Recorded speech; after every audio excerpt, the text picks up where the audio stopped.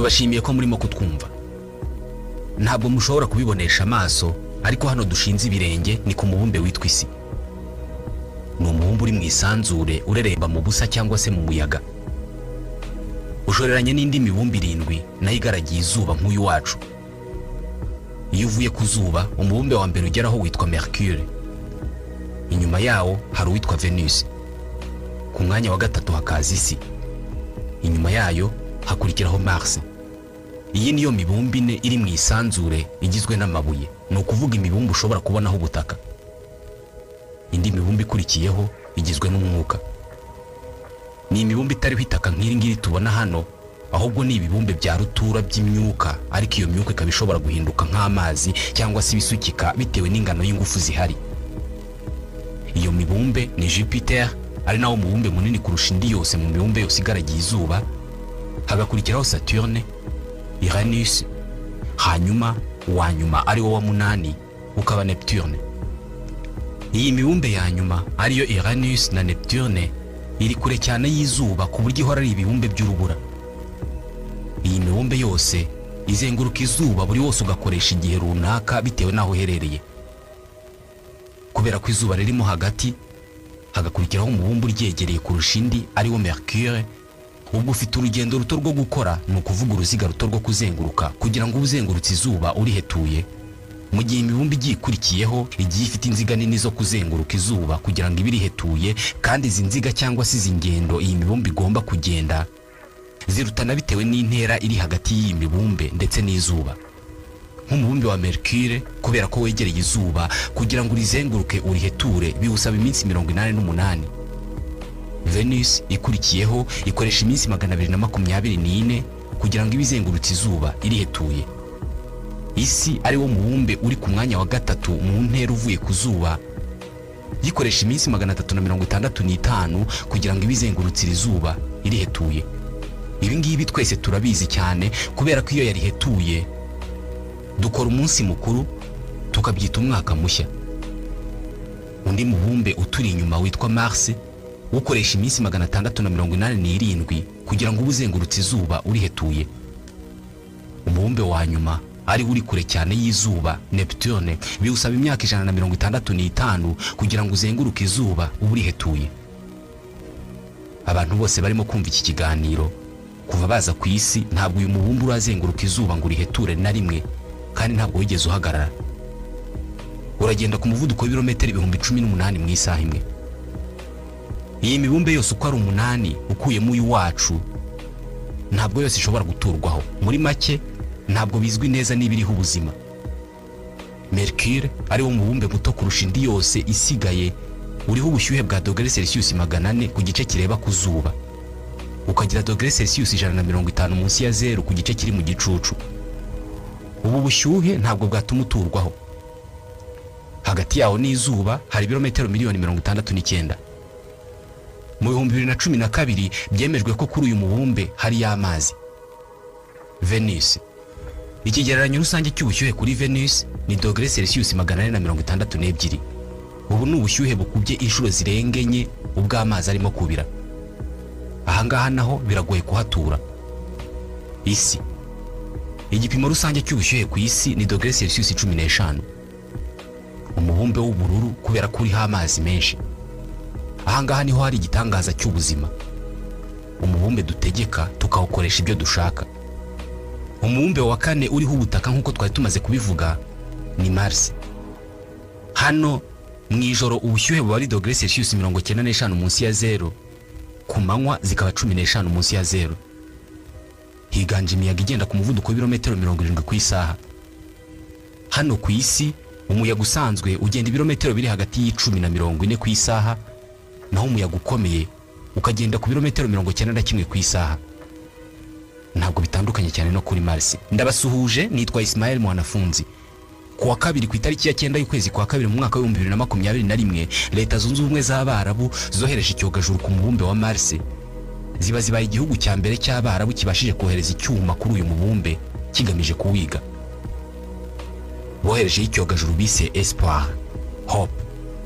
Ubu kirimo kuzenguruka ikirere cy'uyu mubumbe.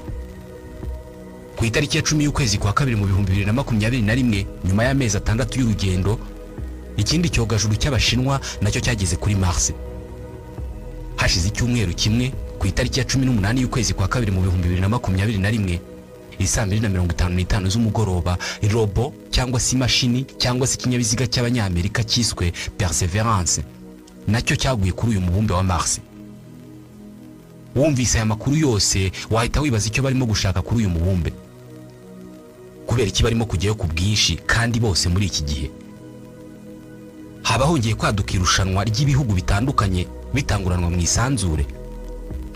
Uyu mubumbe Mars wo ni bwoko ki? Gahunda zo kujya kuwuturaho hagamijwe kugabanya abantu hano ku isi zirashoboka? Reka tubivugeho muri iki kiganiro. Ikaze kwa 7 mu 1969 isaa 4:56 z'ijoro nibwo abatuye isi bumvise aya magambo. Very fine grained as you get close to it. It's almost like a powder. Ground mass is very fine. Umunyamerika Neil Armstrong yakandagije ikirenge cye ku butaka bwo ku kwezi, maze avuga aya magambo murimo kumva yuko iyo ntambwe arimo gutera ku butaka bwo ku kwezi ari agatambwe gato ku muntu ku giti cye, ariko ikaba intera ikomeye cyane ku muntu nk'inyoko. Hashize imyaka 20 ubwo ni mu 1989 Perezida George Bush yatangaje ikindi gikorwa Leta Zunze Ubumwe za Amerika zari zerekejeho amaso mu birebana no kwigarurira isanzure. Mu gihe kizaza turateganya urundi rugendo ku wundi mubumbe. Turashaka kuzohereza kuri Mars icyogajuru kirimo umuntu. Ni mu 1989 ariko Perezida Bush yashyizeho n'umwaka bazohererezaho umuntu kuri Mars. Mbere y'itariki ya 20 y'ukwezi kwa 7 mu 2019 uyu munsi ntawe boherejeyo, ariko Bush ashobora kuba atarazi ko umushoramari ari uzarotora izi nzozi. Uyu munsi niwe muntu ukize kurusha abandi bose bo ku isi. Elon Musk afite gahunda ntakuka yo gutuza abantu kuri uyu mubumbe wa Mars. Amateka ateganya ko byanze bikunze isi izarangira. Uburyo bumwe bwo guhangana n'icyo kibazo ni ugushaka uburyo twabigisekuru gifite ubushobozi bwo kujya mu isanzure, ikinyabuzima gishobora kuba ku yindi mibumbe. Ibyo ndizera ko mwemeranya nanjye ko ari byo bintu byiza byo gukora. Nibyo birumvikana nk'ibintu byiza byo gukora, ariko se bizakorwa bite? Ubundi uwo mubumbe ngo ni Mars bavuga ko umeze nk'isi ku buryo twazajya kuwuturaho uteye ute? Mars ni umubumbe wagize kandi ugifite gahunda nyinshi z'ikoranabuhanga zigamije kuwigaho. Buri mezi 26 hari icyogajuru cyangwa se indi mashini igwa ku butaka bw'uyu mubumbe igamije ubushakashatsi. Kuva hano ku isi ujya kuri Mars ni ibirometero 234,000. Icyogajuru kihagenda nibura amezi 6. Ubutaka bwaho bufite ibara ry'umutuku. Itaka ryaho ryuzuyemo ikinyabutabire cya fer, kandi fer ihinduka umutuku iyo ihuye n'umwuka wa oxygene. Iyo ibi binyabutabire bihuye bikora icyitwa oxyde de fer, ari wo mugese. Uzaraza umuhoro hanze cyangwa se ikindi cyuma uzabibona. Umuhoro cyangwa se ikindi cyuma gikozwe muri fer, iyo gihuye na oxygene bikora umugese, kandi umugese ni umutuku. Uko niko ubutaka bwo kuri Mars busa, ari nayo mpamvu uyu mubumbe bawita umubumbe utukura, Planète Rouge. Niwo mubumbe woherejwemo ibyogajuru bigamije ubushakashatsi byinshi kurusha indi mibumbe yose iri mu isanzure. Umunsi umwe umuntu nawe azajyayo. Kubera ubwo bushakashatsi bwagiye bukorwa n'izo mashini cyangwa se ibyo byuma boherezayo, uyu munsi turabizi ko kuri uyu mubumbe hari amazi asukika. Ni umubumbe utandukanye n'uyu wacu mu birebana n'imiterere, ariko biragaragara ko iyi mibumbe ari ababyara, kandi n'ababyara batarabakure. Kugira ngo abantu bamenye ko umubumbe runaka ushobora guturwaho, bisaba ko babanza kumenya imiterere yawo mu birebana n'ubutaka n'ikirere, kandi ibingibi bakabibonaho amakuru ahagije ku rwego rusumba izindi zose. Ibyogajuru ndetse na robo cyangwa se imashini zisa n'izizi ubwenge zose zagiye zoherezwa kuri uyu mubumbe, zagiye zifata amafoto agaragaza ko uyu nguyu ari umubumbe uhoraho inkubi z'imiyaga zijya zikora imihengeri y'umucanga cyangwa se umusenyi.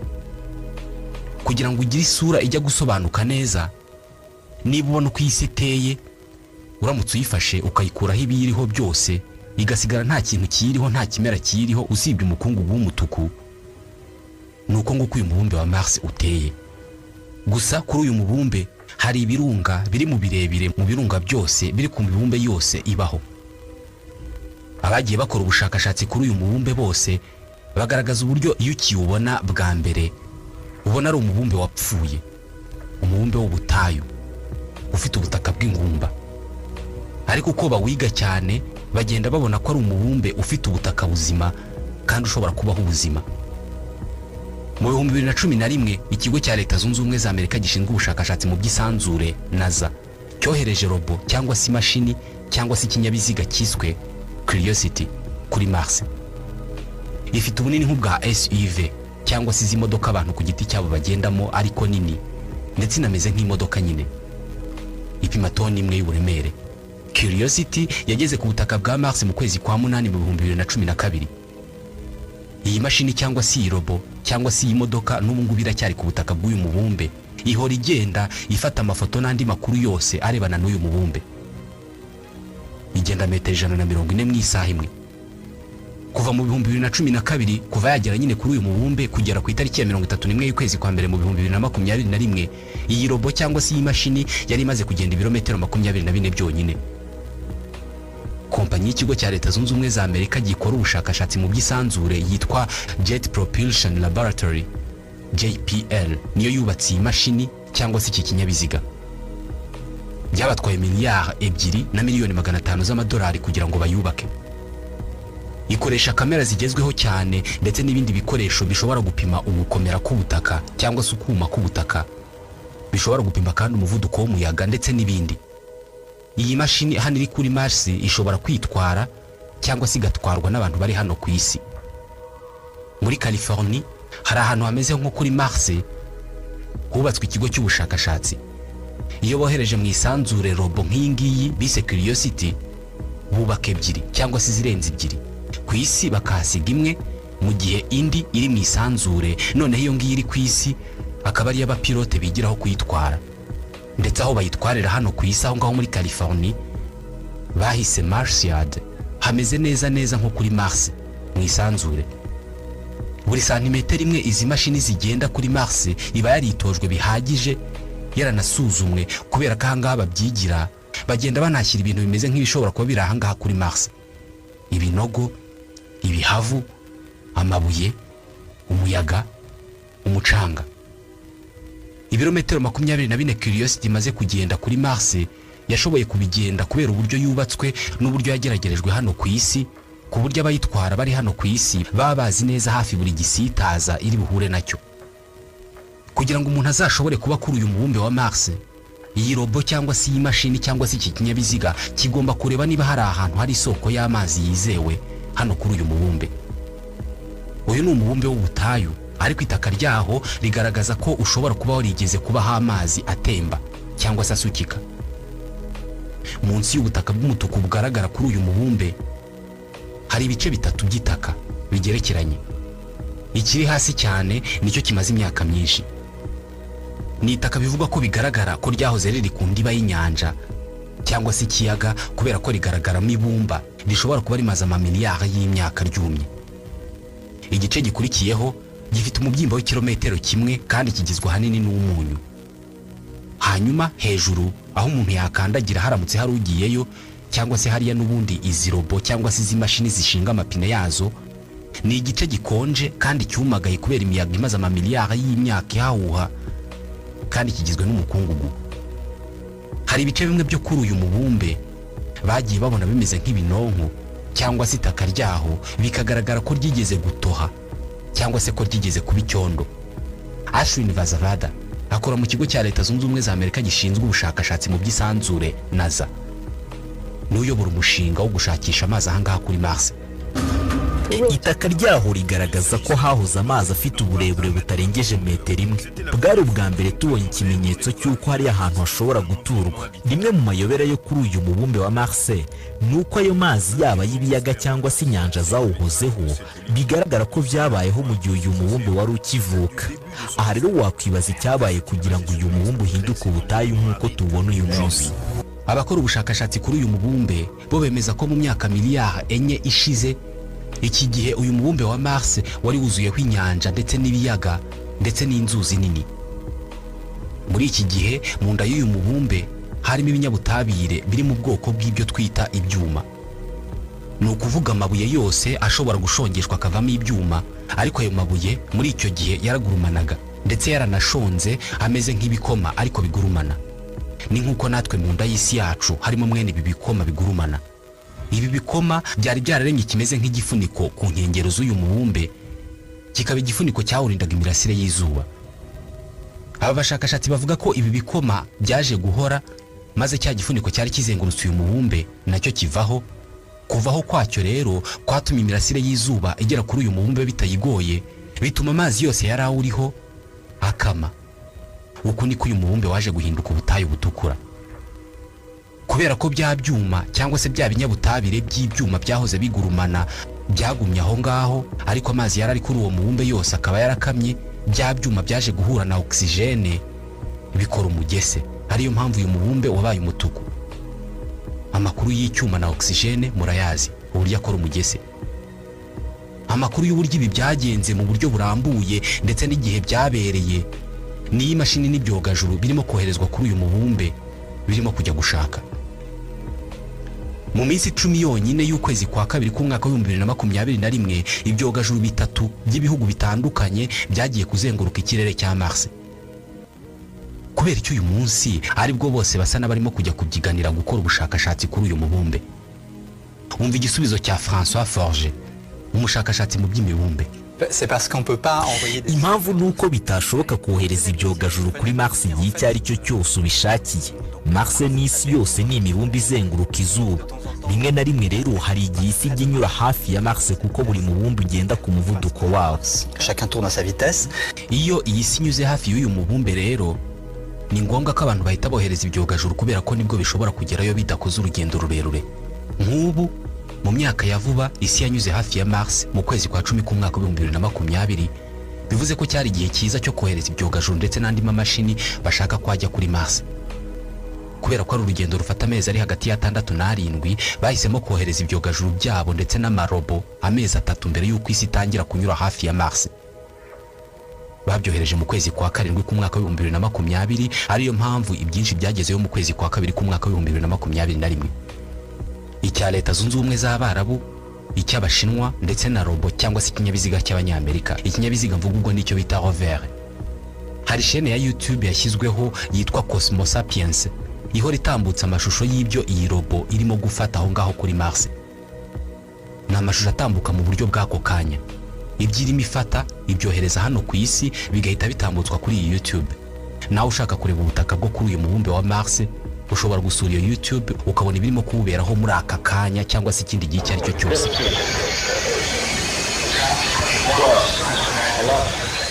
Ku itariki ya 30 y'ukwezi kwa 7 mu 2020, nibwo ikigo cy'Abanyamerika cyitwa United Launch Alliance gisanzwe gikora ibyuma bitanga serivisi zo kohereza ibyogajuru n'ibindi byuma mu kirere, cyohereje ibyo wagereranya n'ibisasu bitanu cyangwa se ibyitwa roquette, byose bitwaye ibimodoka cyangwa se robo ziri muri iyi misiyo bise Mars 2020. Imashini zarimo n'iyi ngiyi bise Perseverance zari zigiye gukora ubushakashatsi buhagije kubirebana no kuba haba hari ubuzima kuri uyu mubumbe wa Mars. Nkuko nari mbivuze, izi mashini 5 zoherejwe kuri uyu mubumbe gukora y'ubu bushakashatsi zarimo n'iyi robo bise Perseverance ndetse na kakajugujugu gato kagendana nayo. Ubundi 40% by'imashini zoherezwa kuri uyu mubumbe nizo zonyine zibasha kugeraho nta nkomyi kandi zigakora ibyo zohererejweyo. Iyi ngiyi yoherejwe ejo bundi yo yakora mu ikoranabuhanga rigezweho cyane riruta ry'izindi mashini zose zigeze koherezwa kuri uyu mubumbe. Iyi robo ya Perseverance ifite ikoranabuhanga riruta imyaka 10 iryari rikoze ya Curiosity yayibanjirije n'ubu ngubu ikiriyo.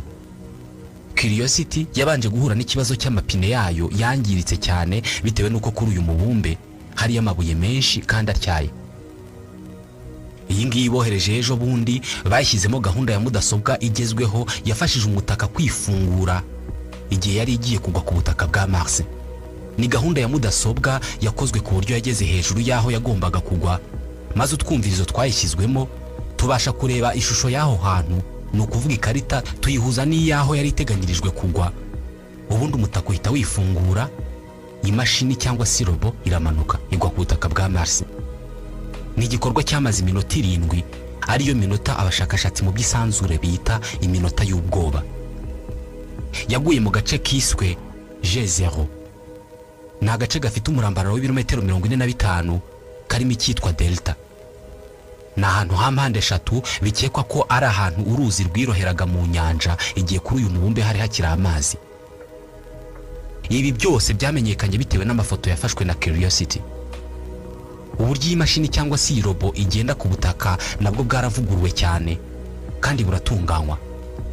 Ifite kamera cyangwa se utwuma dufata amashusho tugenda tuyafata tukayohereza mu mashini ifite ubushobozi bwo kwiga, learning machine. Iyo mashini ibasha kumenya niba aho iyi robo igiye kunyura nta kintu gihari ishobora kugonga, ku buryo ifite ubushobozi bwo gukatira ibuye rinini cyangwa se ikindi kintu cyose ishobora kugonga kikayangiza. Imashini yayibanjirije ariyo yayindi bise Curiosity, yo inshuro nyinshi igenda igonga ibintu igahagarara.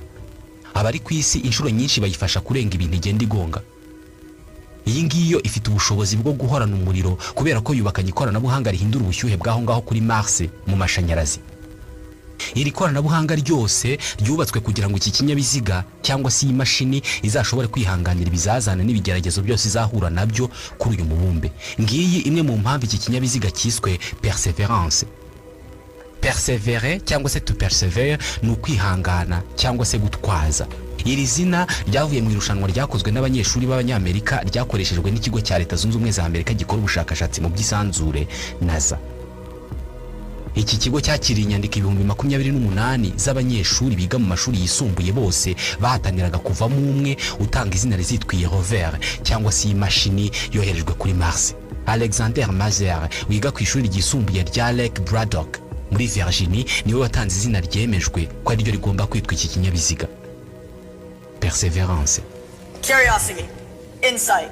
Yavuze ko izina yarikuye ku buhangange bw'abantu bwo kwihanganira ibibazo byose bahura nabyo, birimo kugerageza ibintu bishya ntibabigereho ariko bakongera bagatwaza kugeza babigezeho.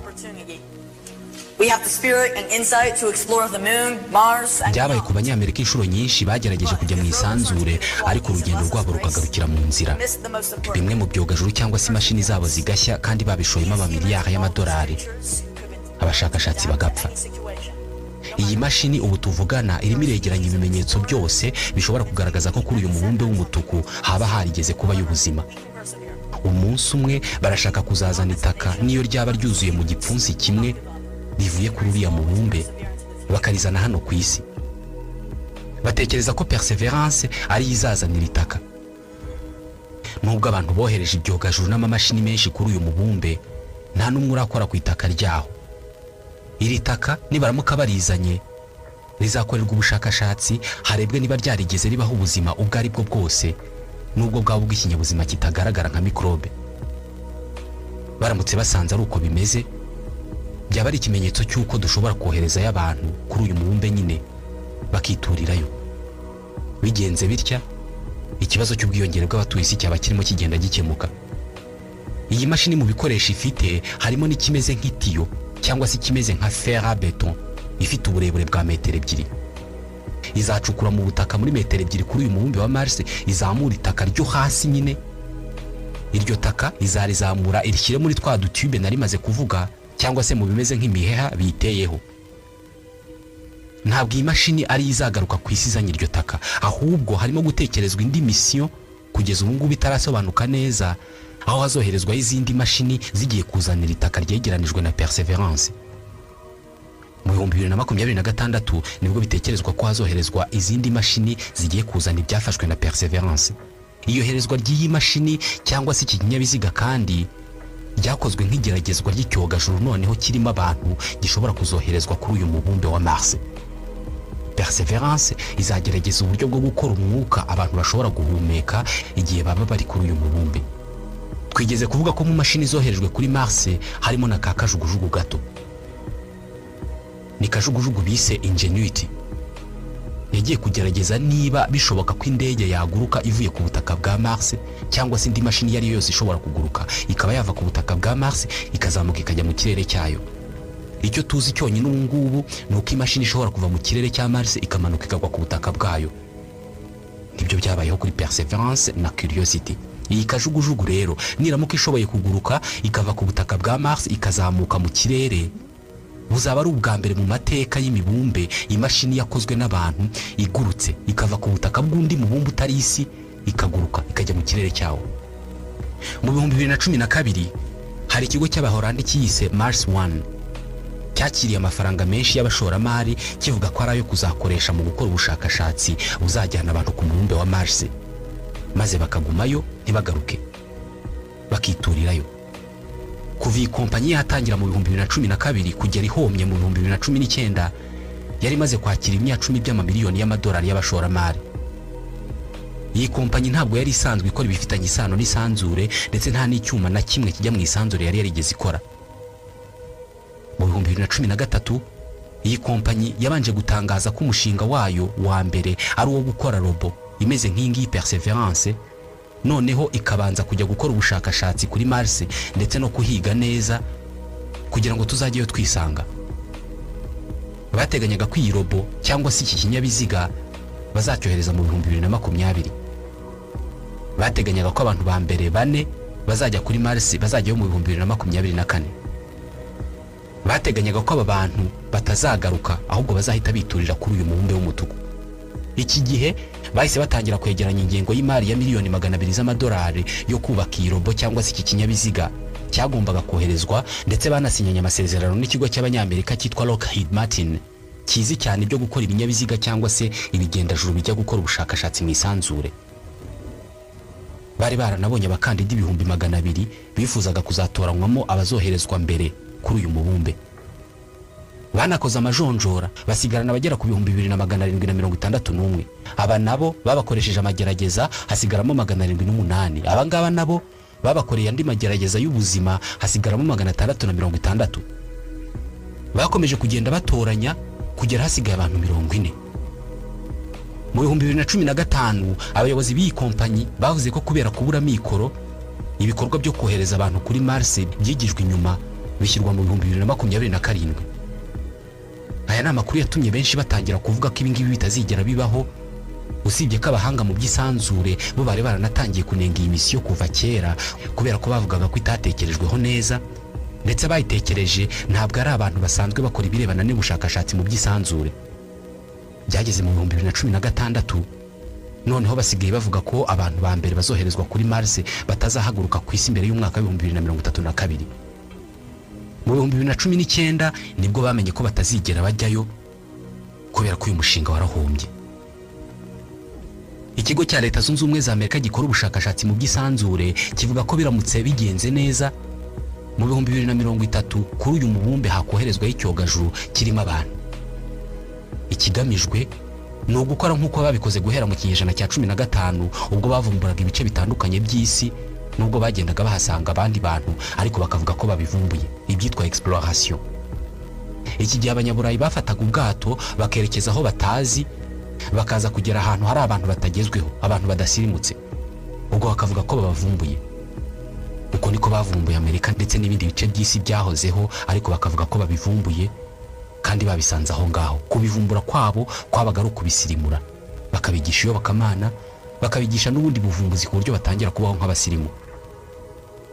Bitekerezwa ko impamvu z'ubushakashatsi bwose bwo kuri Mars ari ukumenya niba kuri uyu mubumbe hari ubuzima, niba ibinyabuzima byahaba, niba abantu bahatura. Wenda mu myaka 2000 iri imbere dushobora kuzaba twarakoze undi mubumbe wo kubakaho nk'uko twubatse kuri uyu nguyu, tukaba turawuvumbuye. Nshuti bakunzi mwadukurikiye muri iki kiganiro, tubashimiye kuba mwabanye natwe. Icya none naha tugisoreje. Nitwa Ismael Mwanafunzi, ndabashimiye.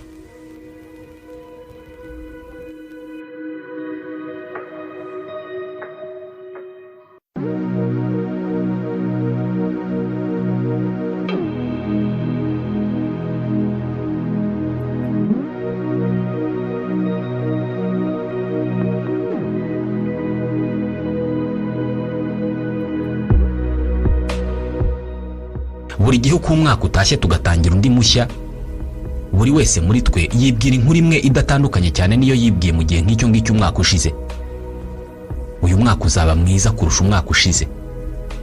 umwaka ushize waba warakubereye mwiza cyangwa se warakubereye mubi, iyi nteruro urayibwira muri wowe. Hari n'abashyira imigambi yabo mu mibare no mu magambo afatika, bakavuga ko uyu mwaka bazakora ibi ngibi cyangwa se bazagera kuri ibi. Ikibazo nuko ubuzima tubamo butubatse gutyo.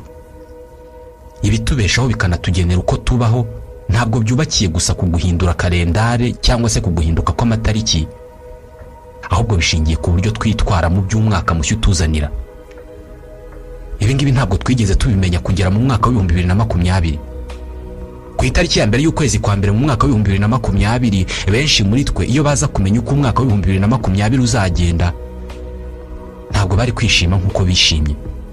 Ntabwo bari kwishima cyane iyo baza kumenya ko 2020 ari umwaka uzadutegeka guhangana n'ubwoba, kwihanganira kumva ukuri guteye ubwoba, gukora amahitamo akomeye. Ni umwaka wagaragaje ibidukoze cyangwa se ibyo dukozwemo. Umwaka wagaragaje intege nke zacu nk'abantu n'intege nke zacu nk'isi mu birebana n'ubuzima, imibanire, ubukungu. Ndabasuhuje, nitwa Ismael Mwanafunzi. Iyi nkuru tugiye kubara muri iki kiganiro ishobora kuba ariyo nkuru bazajya bavuga mu mwaka wa 2200, ubwo bazaba bavuga ku buryo mu mwaka wa 2020 mu isi hadutse icyorezo kikica amamiliyoni y'abantu, kigaca intege ubukungu, uburezi, imibanire, ubuzima, ububanyi n'amahanga, umuco. Bazajya banavuga uburyo igihugu cya mbere cyari gikize kurusha ibindi byose mu isi ari cyo Leta Zunze Ubumwe za Amerika cyarushije ibindi byose kwibasirwa no gushegeshwa n'icyorezo. Well, the Chinese government has locked down more Chinese cities because of this mysterious coronavirus. The first confirmed U.S. case of the contagious coronavirus now in Washington State. World Health Organization has just declared. Leta Zunze Ubumwe za Amerika zamaze kurenza abantu 500,000 bazize COVID-19. Ku itariki ya 22 y'ukwezi kwa kabiri mu 2020 nibwo iki gihugu cyarengeje igice cya miliyoni cy'abantu bazize COVID-19. I Washington habaye umuhango wo kuzirikana abazize iki cyorezo. Inzogera za katedrali ya Washington zasonye inshuro 500 mu rwego rwo kuzirikana roho 500,000 zazize agakoko. Perezida Biden avuga ko buri munyamerika wishwe na COVID-19 akwiye kwibukwa ku giti cye. By or died from COVID-19. Today we mark a truly grim, heartbreaking milestone. Abanyamerika 500,000 bapfuye mu mwaka umwe, barangana n'abanyamerika baguye mu ntambara ya mbere y'isi, iya kabiri n'iya Vietnam bose bateranye. Abanyamerika 500,000 ni abaturage b'imijyi ya Atlanta muri Georgia na Sacramento muri California. Abantu 500,000 ni bus zijyamo abantu 50 imwe zuzuye abantu zigiye zihagaze imwe nyuma y'indi zikoze umurongo w'ibirometero 150. Abantu 500,000 bakubye inshuro 166 abantu 3,000 bishwe n'ibitero by'iterabwoba byo ku itariki ya 11 y'ukwa 9 mu 2001. Abantu 500,000 ni abaturage b'akarere ka Gasabo, akarere ka mbere gatuwe n'abantu benshi mu Rwanda. Uyu munsi igihugu cya mbere cy'igihangange gikize kandi gisanzwe gitanga amasomo ku batuye isi bose nicyo cyarushije ibindi byose kwibasirwa n'icyorezo cya COVID-19. Birasa naho ari cyo gikeneye amasomo ku bindi, ko basanzwe ari abambere mu byiza byose. Noneho byabagendekeye bite? Ninde wakoze ikosa muri iki gihugu cy'igihangange ryatumye bananirwa gukora ibyakozwe n'abasanzwe babigiraho? Buri gihugu mu isi cyashyizeho ingamba zacyo mu guhangana na COVID-19 kandi zatanze umusaruro bitewe n'izarizo ndetse n'uburyo zashyizwe mu bikorwa. Muri iki kiganiro reka tuvuge kuzakoreshejwe na Leta Zunze Ubumwe za Amerika. Ubu zigeze kuki? Amakosa yazikozwemo yagize izihe ngaruka? Thank you very much. Tubashimiye ko murimo kutwumva. Ku itariki ya 27 y'ukwezi kwa 8 mu 2020, Perezida Donald J. Trump yakoranirije amagana y'abantu imbere y'ibiro bye, maze abemerera ko aziyamamariza kuyobora Leta Zunze Ubumwe za Amerika muri manda ya kabiri. I profoundly accept this nomination for President of the United States. 4 more years! 4 more years! Now, if you want to really drive him crazy, you say 12 more years. Kuri uyu munsi muri Leta Zunze Ubumwe za Amerika haraye hapfuye abantu 1,116 bazize COVID-19. Iki gihe cyari igihe cyiza kuri Perezida Donald Trump cyo kugaragaza icyo ubuyobozi bwe bwakoze mu guhangana n'icyorezo cya COVID-19. Iki gihe Perezida Trump yavuze ijambo risa n'irigaragaza intsinzi ku cyorezo. Tuzatsinda aka gakoko ndetse n'icyorezo kateje, kandi tuzamukana ingufu n'ububasha ku rwego rutigeze rubaho mbere. Abo bakoma amashyi ni abantu 1500 bari begeranye, kandi benshi batambaye udupfukamunwa. Uwo munsi muri iki gihugu harayapfuye abenda kungana n'aba ngaba bazize COVID-19. Abenshi muri aba bantu bari bateraniye aha ngaha ntabwo bizeraga ko COVID-19 ari icyorezo gikomeye, kubera ko bavugaga ko gikabirizwa ku nyungu za politike. Hari umunyamakuru w'ikinyamakuru Washington Post witwa Dan Balz wavuze ko mu myaka 100 ishize nta mu president n'umwe wa Leta Zunze Ubumwe za Amerika waherukaga kwisanga agomba guhangana n'icyorezo kiri ku rwego rwa COVID-19. Byongeye iki cyorezo cyaje mu mwaka w'amatora y'umukuru w'igihugu. Dore uko byose byatangiye. Icyumweru kimwe mbere yuko Donald Trump arahirira kuyobora Leta Zunze Ubumwe za Amerika mu 2017. Ubutegetsi bwa Perezida Obama bwateguye inyandiko n'amabwiriza yo gushyikiriza ubutegetsi bwa Perezida Trump bwari bugiye kuyobora igihugu. Yari amabwiriza ku birebana n'ibigomba kuzitabwaho mu buyobozi bw'igihugu, kubera ko biri mu byari bihangayikishije igihugu. Ku rutonde hariho iterabwoba, umutekano w'ikoranabuhanga, iterabwoba rishobora gukoreshwa uburozi. Umva ikindi kintu basabwaga kwitaho. Dan Balz ni umunyamakuru wa Washington Post. So it's terrorism, it's cybersecurity, it's bioterrorism, it's those kinds of things. Kimwe mu bintu byashyizwe kuri uru rutonde rw'ibyashoboraga gukururira ibyago Leta Zunze Ubumwe za Amerika cyari icyorezo gishobora kuza gifata mu myanya y'ubuhumekero nk'uko coronavirus yabigenje. Iyi nyandiko yavugaga ko ari agakoko gashya bishobora kuzagorana ko kabonerwa urukingo. A vaccine would be far into the future. Iki gihe hakekwaga agakoko gatera ibicurane by'ibiguruka kitwa H9N2. Kakekwaga kubera ko hagati y'umwaka wa 2015 n'2016 kagaragaye muri Cambodia. Niyo mpamvu ubutegetsi bwa Perezida Obama bwasabaga ubwa Trump kuzitwararika ibirebana no kurinda igihugu mwene izi ndwara. Ibi bisobanuye ko buri gihe Leta Zunze Ubumwe za Amerika zihora ziteguye kwigira icyo ari cyo cyose hakwaduka icyorezo. Ibi binumvikana mu magambo y'uwari umunyamabanga wa leta ushinzwe ubuzima Alex Azar hari ku itariki ya 17 y'ukwa gatandatu mu 2019. Iki gihe bari bamubashije ikintu kimuhangayikisha kurusha ibindi mu kazi ke ka buri munsi ko kubashinzwe ubuzima mu gihugu cya mbere gikize ku isi. Mu mwaka ushize twapfushije abanyamerika 80,000 bazize ibicurane bisanzwe. Ngaho tekereza haramutse hadutse icyorezo. Hari mu kwa gatandatu mu 2019 igihe twebwe tutatekerezaga ibirebana n'icyorezo. Gusa ntabwo ari twebwe twenyine tutatekerezaga ko mu isi hakwaduka icyorezo. Na Perezida Trump ntabwo yatekerezaga ko hakwaduka icyorezo. Nta muntu n'umwe wari uzi ko hazaba icyorezo kiri kuri uru rwego. Nta muntu wari warigeze abona ikintu nk'iki mbere. Iki ni ikibazo kitari cyarigeze kibonwa n'uwo ari we wese. Abandi ba perezida bose babanje iyo babazwaga ibirebana n'ibyorezo muri Leta Zunze Ubumwe za Amerika no ku isi yose, basubizaga ko ikibazo gikwiye kwibazwa atari niba icyorezo gishobora kwaduka, ahubwo ikibazo gikwiye kwibazwa ni igihe icyorezo kizadukira. At some point we are likely to face another pandemic. Babishingiraga ku kuba ibyorezo byarabayeho mbere no ku kuba batuye isi bafite imyitwarire isa n'irema paradizo ku byorezo. Mu 2018 Perezida Donald J. Trump akijya ku butegetsi yakuyeho ibiro by'inama y'igihugu ishinzwe umutekano bishinzwe ubuzima ku isi.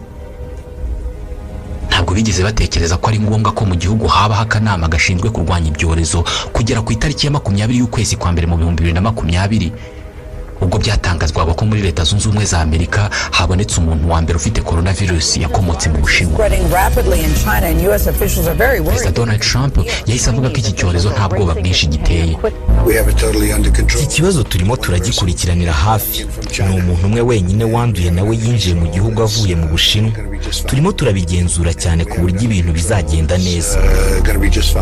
Washington Post yanditse ko ku itariki ya 18 y'ukwezi kwa mbere mu 2020 aribwo umunyamabanga wa leta ushinzwe ubuzima Alex Azar yahamagaye kuri telefone Perezida Trump. Iki gihe Perezida Trump yari ahitwa Mar-a-Lago muri Palm Beach muri Florida. yamubwiye ko akwiye gufatwa ingamba kubera ko mu Bushinwa hadutse icyorezo gishobora kugera muri Leta Zunze Ubumwe za Amerika igihe icyo aricyo cyose. Washington Post yanditse ko Perezida Trump yasabye bwana Azar kureka guca igikuba kubera ko iyo virusi yo mu Bushinwa iri mu Bushinwa nyine. Iki gihe ubuyobozi bwa Leta Zunze Ubumwe za Amerika bwari buhangayikishijwe no gusinyana amasezerano y'ubucuruzi n'Ubushinwa. Isano Amerika yatekerezagaho hagati yayo n'Ubushinwa yari y'ubucuruzi, ntabwo ari icyorezo. Ibi byari mu byo Perezida Trump yasezeranije abanyamerika byo guhanga imirimo no guhagarika Ubushinwa bwari bwarakomeje kunama kuri Amerika mu bucuruzi. Byategereje ku itariki ya 31 y'ukwezi kwa mbere kugira ngo ibiro by'umukuru w'igihugu bishyireho akanama gashinzwe kurwanya coronavirus muri Leta Zunze Ubumwe za Amerika. Leta Zunze Ubumwe za Amerika zahise zihagarika ingendo zizihuza n'Ubushinwa. Hanyuma nyuma yaho ihagarikwa ry'ingendo ryaraguye rigezwa no mu Burayi, ariko agakoko kari kamaze kwinjira muri Amerika.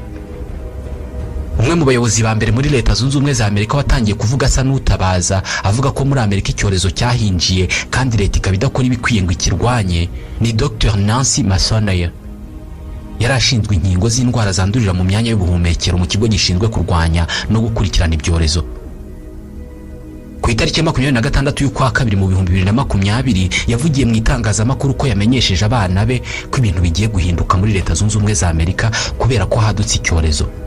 Iki gihe abanyamerika benshi bari batarabona ko ari ikibazo, ariko Madame Nancy yagiye kuri televiziyo ati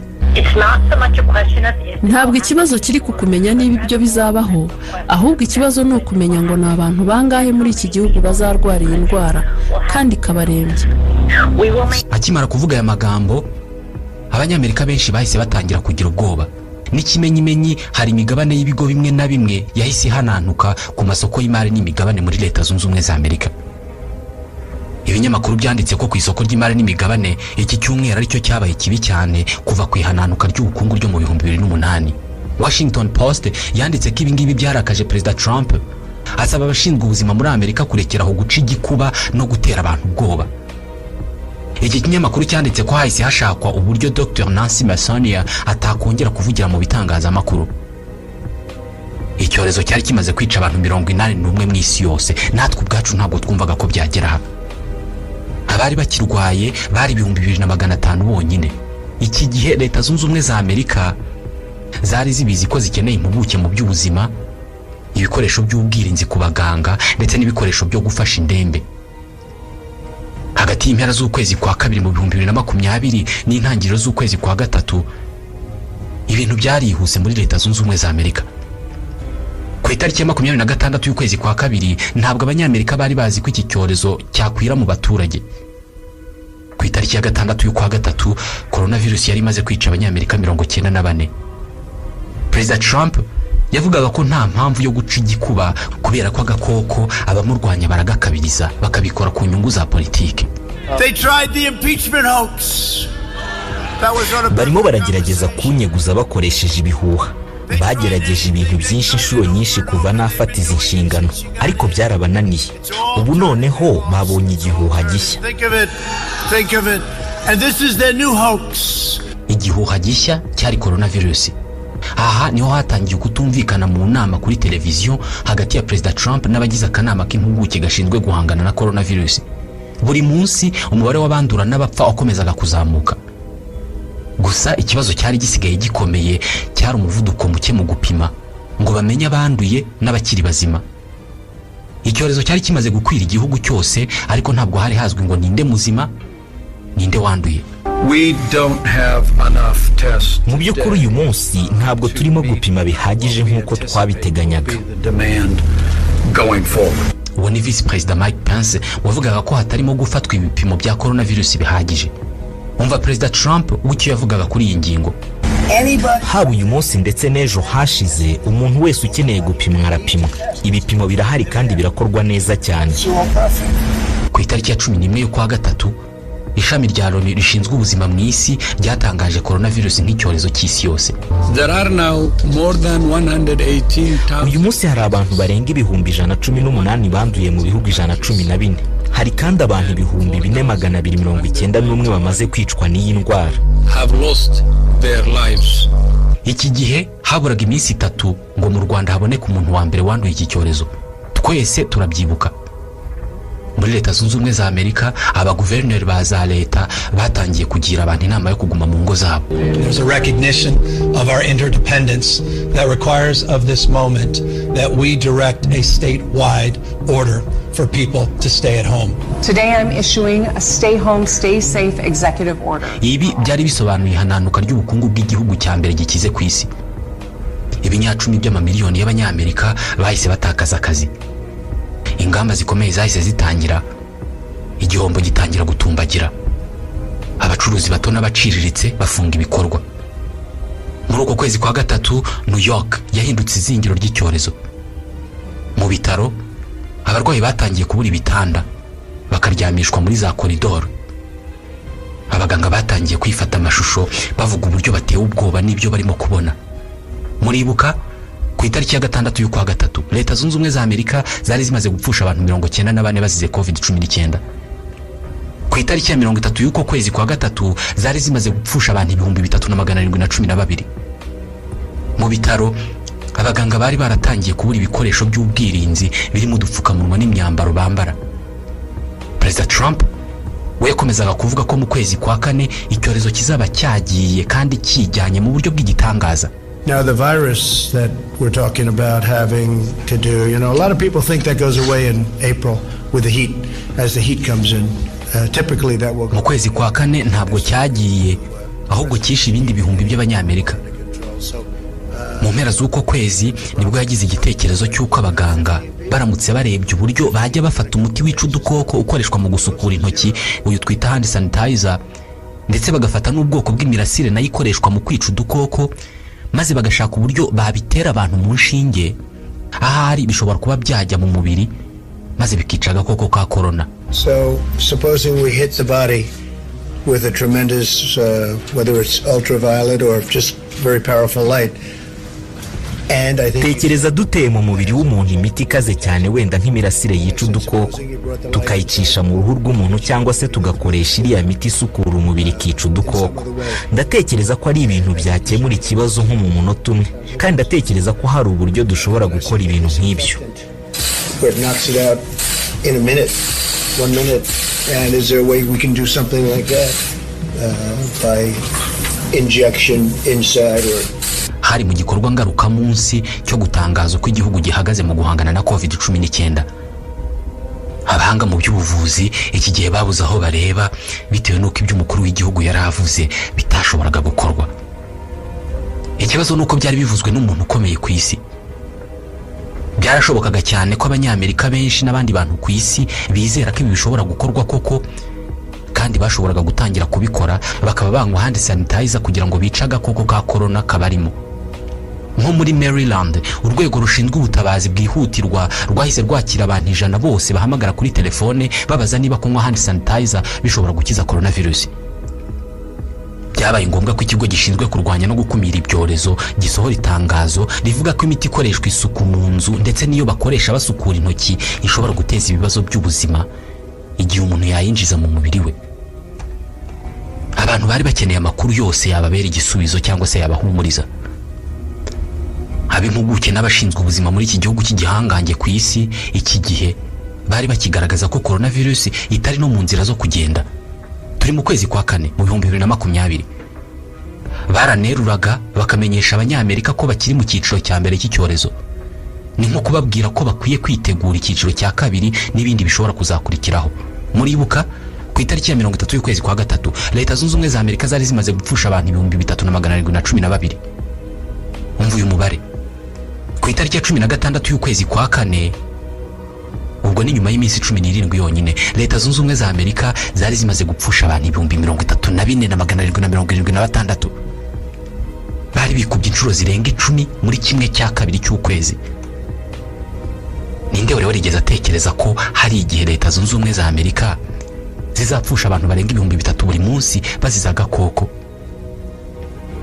Muri uku kwezi kwa 4 ku itariki ya 16 umuyobozi w'ikigo cya Leta Zunze Ubumwe za Amerika gishinzwe kurwanya indwara ziterwa n'udukoko Dr. Anthony Stephen Fauci yavuze ko kugira ngo umubare w'abantu bapfa n'abandura muri Leta Zunze Ubumwe za Amerika ugabanuke bisaba ko habaho imyitwarire idasanzwe mu banyamerika, imyitwarire irebana no gukora byose bisabwa kugira ngo icyorezo nticyongere gukwirakwira. Bukeye bwaho Perezida Trump yatangiye kwandika kuri Twitter asaba abayobozi ba leta gufungura ibikorwa abantu bagasubira mu buzima busanzwe. Abamushyigikiye muri Leta Zunze Ubumwe za Amerika bahise batangira gukora imyigaragambyo ivuga ko COVID ari igikoresho cy'abarwanya Trump bashaka ko yeguzwa. Agapfukamunwa kahise gahinduka igikoresho cya politike. Bamwe mu banyamerika batangira kwandika ku mbuga nkoranyambaga ko agapfukamunwa ntacyo kamaze. Bisa naho muri icyo gihe habayeho guhangana hagati ya siyanse na politike muri Leta Zunze Ubumwe za Amerika. Iki gihe na Perezida Trump yavuze ko atazigera yambara agapfukamunwa. Urwego rushinzwe kurwanya ibyorezo rwagiriye abantu inama yo gukoresha ibitambaro byifashishwa mu gupfuka umunwa. Iki ni igikoresho cy'inyongera gikwiye gukoreshwa ku bushake. Kwambara agapfukamunwa ni ubushake bw'umuntu, bivuze ko ntawe utegetswe kukambara. Ntabwo ntekereza ko njye nzakambara. Iki gihe abahanga mu by'ubuzima n'abari ku ruhembe rwo kurwanya COVID-19 ntabwo batinze kuvuga ko Perezida Trump atarakwiye kuvuga ibi. Byategereje ko bigera mu mpeshyi kugira ngo abantu babone ku nshuro ya mbere Perezida Trump yambaye agapfukamunwa mu ruhame. Ku itariki ya 12 y'ukwezi kwa karindwi, ubwo yari yasuye ibitaro bya Walter Reed Military Hospital, nibwo bwa mbere yagaragaye yambaye agapfukamunwa. Inkuru ikwira mu bitangazamakuru ku isi yose, ihinduka inkuru ibanza ku ipaji ya mbere mu bitangazamakuru byinshi. Yagaragaye yambaye agapfukamunwa ku nshuro ya mbere. Iki gihe yavuze ko atigeze areka kwizera ko agapfukamunwa ari ngombwa, ariko gafite igihe n'umwanya kambarwamo. Mu kwezi kwa gatanu, igihugu cyageze aho kitatekerezaga ko kizagera. Abantu 100,000 bose bishwe na COVID-19. Ubundi mu bihe bigoye byo gupfusha abantu bangana uku nguku bazizikiza, Abanyamerika bamenyereye kumva abayobozi babo bavuga amagambo y'ihumure ku basigaye. Niko byagenze ku itariki ya 28 y'ukwa mbere mu 1986, ubwo icyogajuru Challenger cyashwanyukiraga mu kirere kigahitana abahanga mu by'isanzure barindwi. Iki gihe Perezida Ronald Reagan yahumurije Abanyamerika. Ntabwo tuzigera tubibagirwa, nta nubwo tuzibagirwa inshuro ya nyuma twababonye aribwo muri iki gitondo ubwo badusezeragaho bwa nyuma bagiye gukora ku isura y'Imana. Amagambo adatandukanye n'aya ni nayo yavuzwe na Perezida George W. Bush ku itariki ya 14 y'ukwezi kwa 9 mu 2001, ubwo yasuraga hari haherutse kugabwa ibitero n'abiyahuzi. Ndabumva kandi n'isi yose imirabumva, kandi n'abantu basenyeye imiturirwa bakiciramo abantu bazatwumva vuba bidatinze. Kandi koko baje kubumva. Amagambo y'ihumure yagiye avugwa n'abaperezida ba Leta Zunze Ubumwe za Amerika mu bihe by'amage, kugera nubwo ku itariki ya 17 y'ukwa gatandatu mu 2015 ubwo umuntu yarasaga birabura mu rusengero rwa Charleston muri Carolina y'Amajyepfo. Mu ijambo ry'ihumure, Perezida Obama yateye akaririmbo kitwa Ubuntu butangaje. Ubu ni uburyo bwo gufata igihugu mu mugongo igihe cyahuye n'ibyago byo gupfusha abantu benshi. Abaturage baba bakeneye amagambo nk'aya ngaya. Gusa mu 2020 ubwo igihugu cyapfushaga abantu barenga 100,000 bazize COVID-19, ntabwo babonye ijambo ry'ihumure ku mukuru w'igihugu. Iki gihe Perezida Trump yanengaga leta zikomeza gusaba abantu kudafungura ibikorwa by'ubucuruzi kubera ko yavugaga ko ibingibi birimo guhombya igihugu mu bukungu. Muribuka ku itariki ya 16 y'ukwa kane, Leta Zunze Ubumwe za Amerika zari zimaze gupfusha abantu 32,776 bazize COVID-19. Nyuma y'amezi 3, ku itariki ya 16 y'ukwa karindwi, Leta Zunze Ubumwe za Amerika zari zimaze gupfusha abantu 135,303.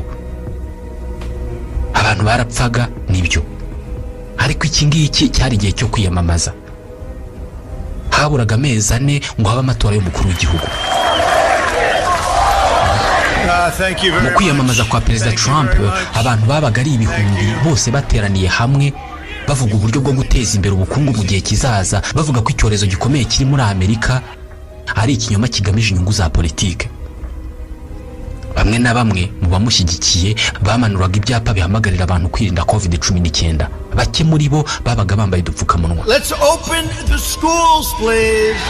Open ni ku itariki ya 22 y'ukwezi kwa 9 mu mwaka wa 2020 abanyamerika 200,000 n'abantu 240 bari bamaze kwicwa na COVID-19.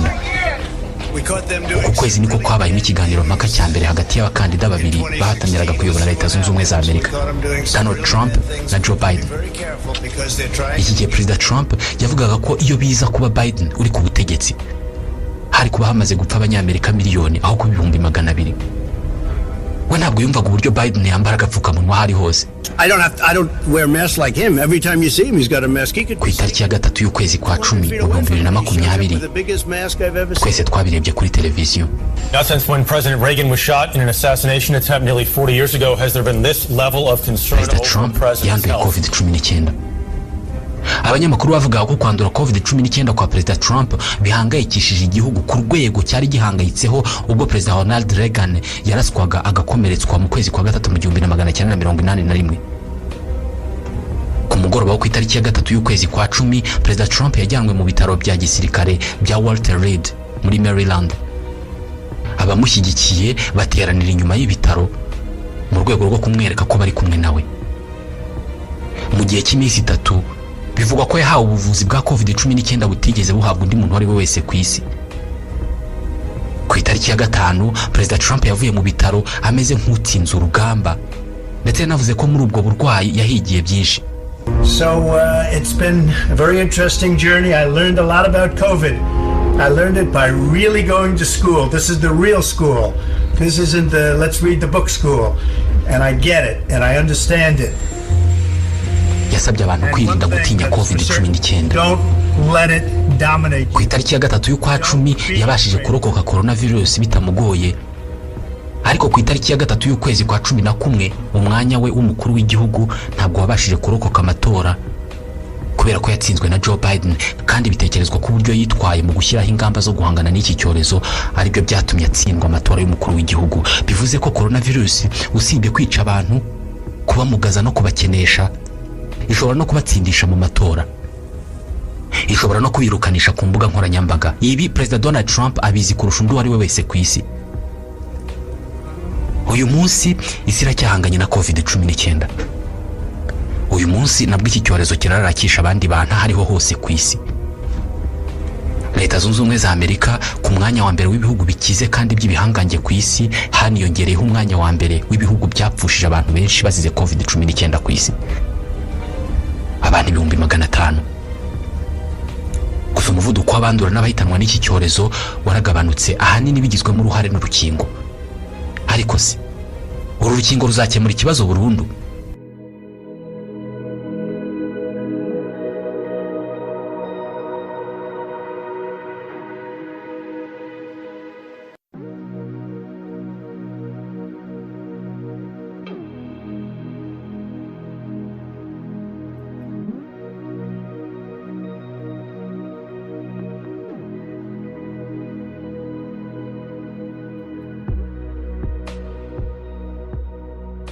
Abemera tukanagendera ku mategeko 10 Imana yahaye Musa, irya 8 ritubuza kubeshya cyangwa se kubeshyera abandi.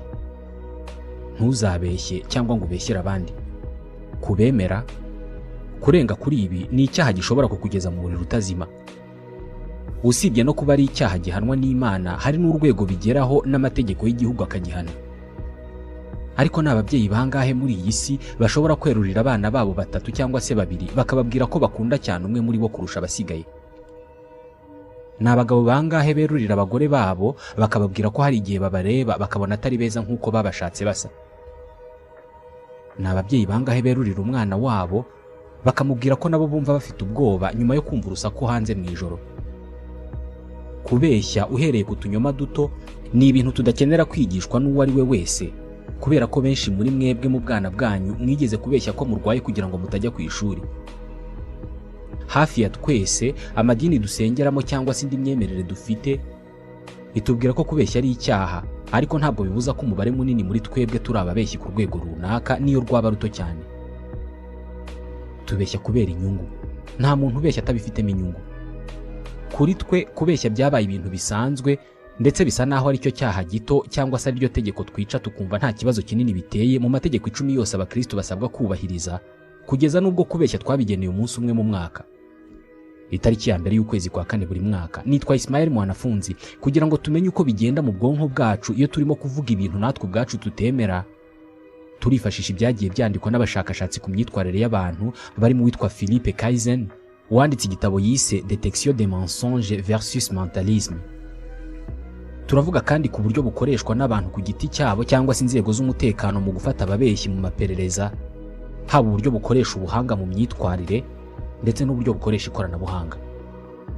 Turavuga nanone ku cyiswe uburwayi bwo kubeshya, mitomani. Nibyo hari abantu barwaye indwara ibasunikira buri gihe kubeshya. Kubeshya ntabwo ari ikintu cyiza. Kubeshya ni kubi. Nibyo twigishwa kuva tukiri abana. Ariko ninde wahagarara akavuga ko atigeze abeshya?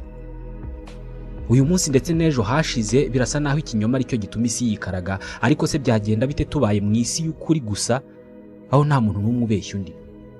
Iki kibazo hari umunyamakuru w'umwongereza wakibajije, Hatantu. Uyu avuga ko muri twe ubeshya gake nibura abeshya inshuro 6 ku munsi, bivuze ko intungane muri twebwe ibeshya ibinyoma 2190 mu mwaka. We yabashije kubeshya ibinyoma 0 mu mwaka wose.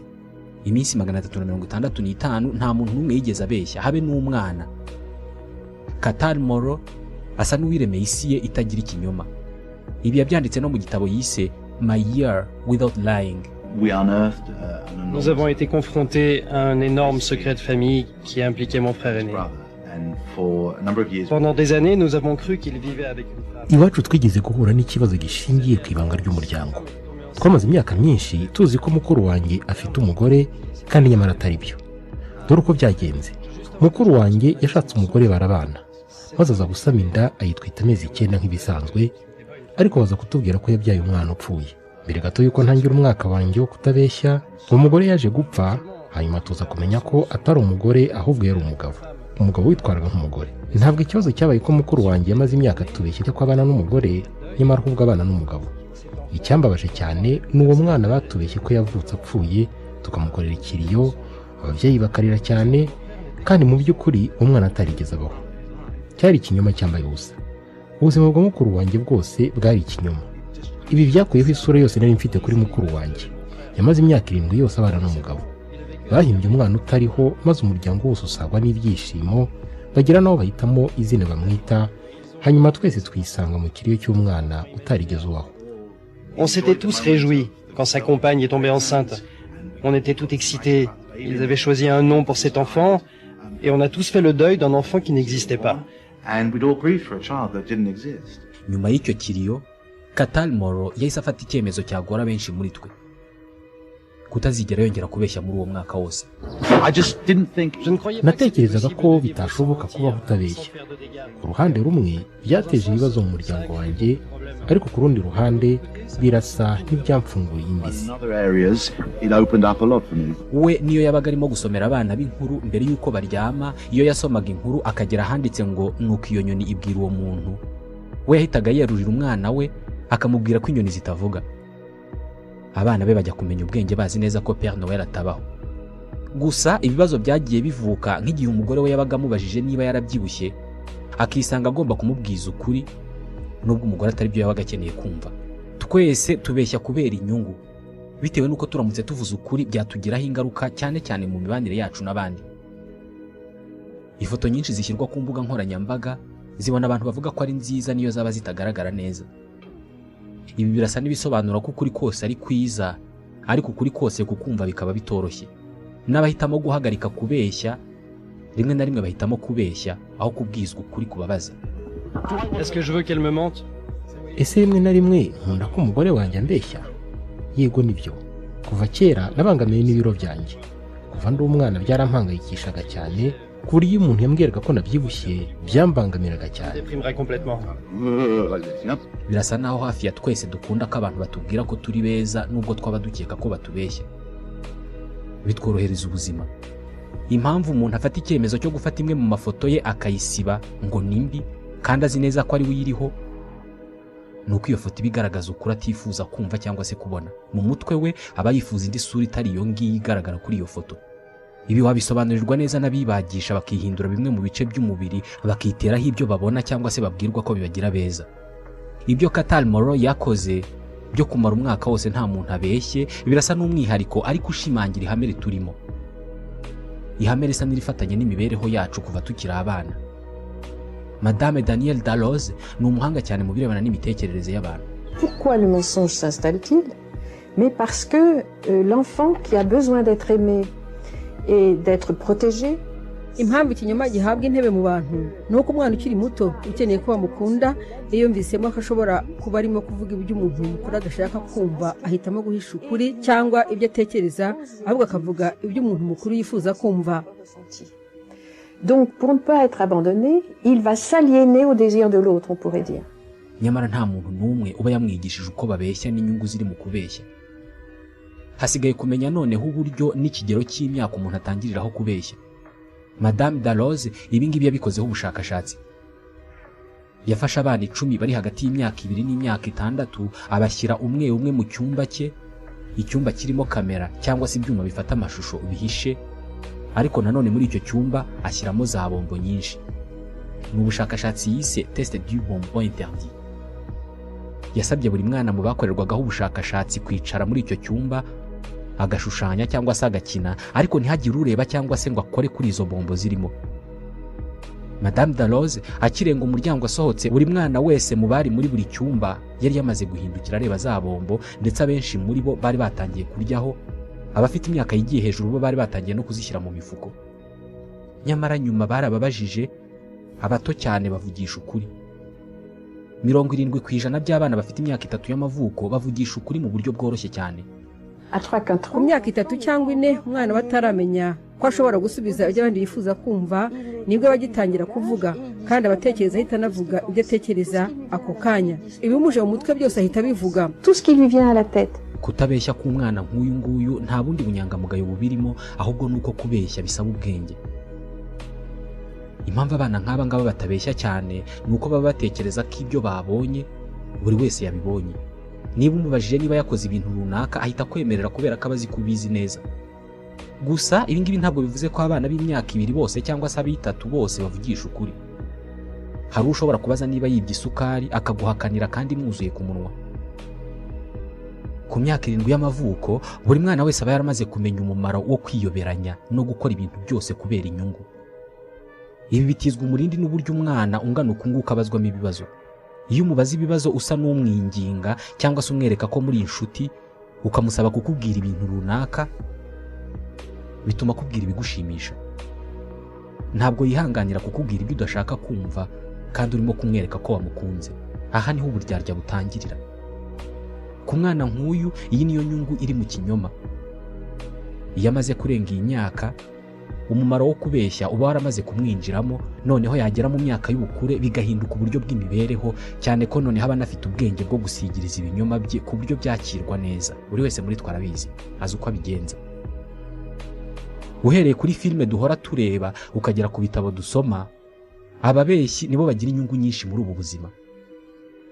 Iyi niyo mpamvu inyandiko nyinshi z'umufilozofe Jean-Jacques Rousseau zihamagarira abantu bose bibwira ko bazi ubwenge kutihutira kumva no kwemera ibyo babwiwe, ahubwo bakihutira gushaka ibyo batabwiwe, kuko kuri kwishi niho kuba kwibereye.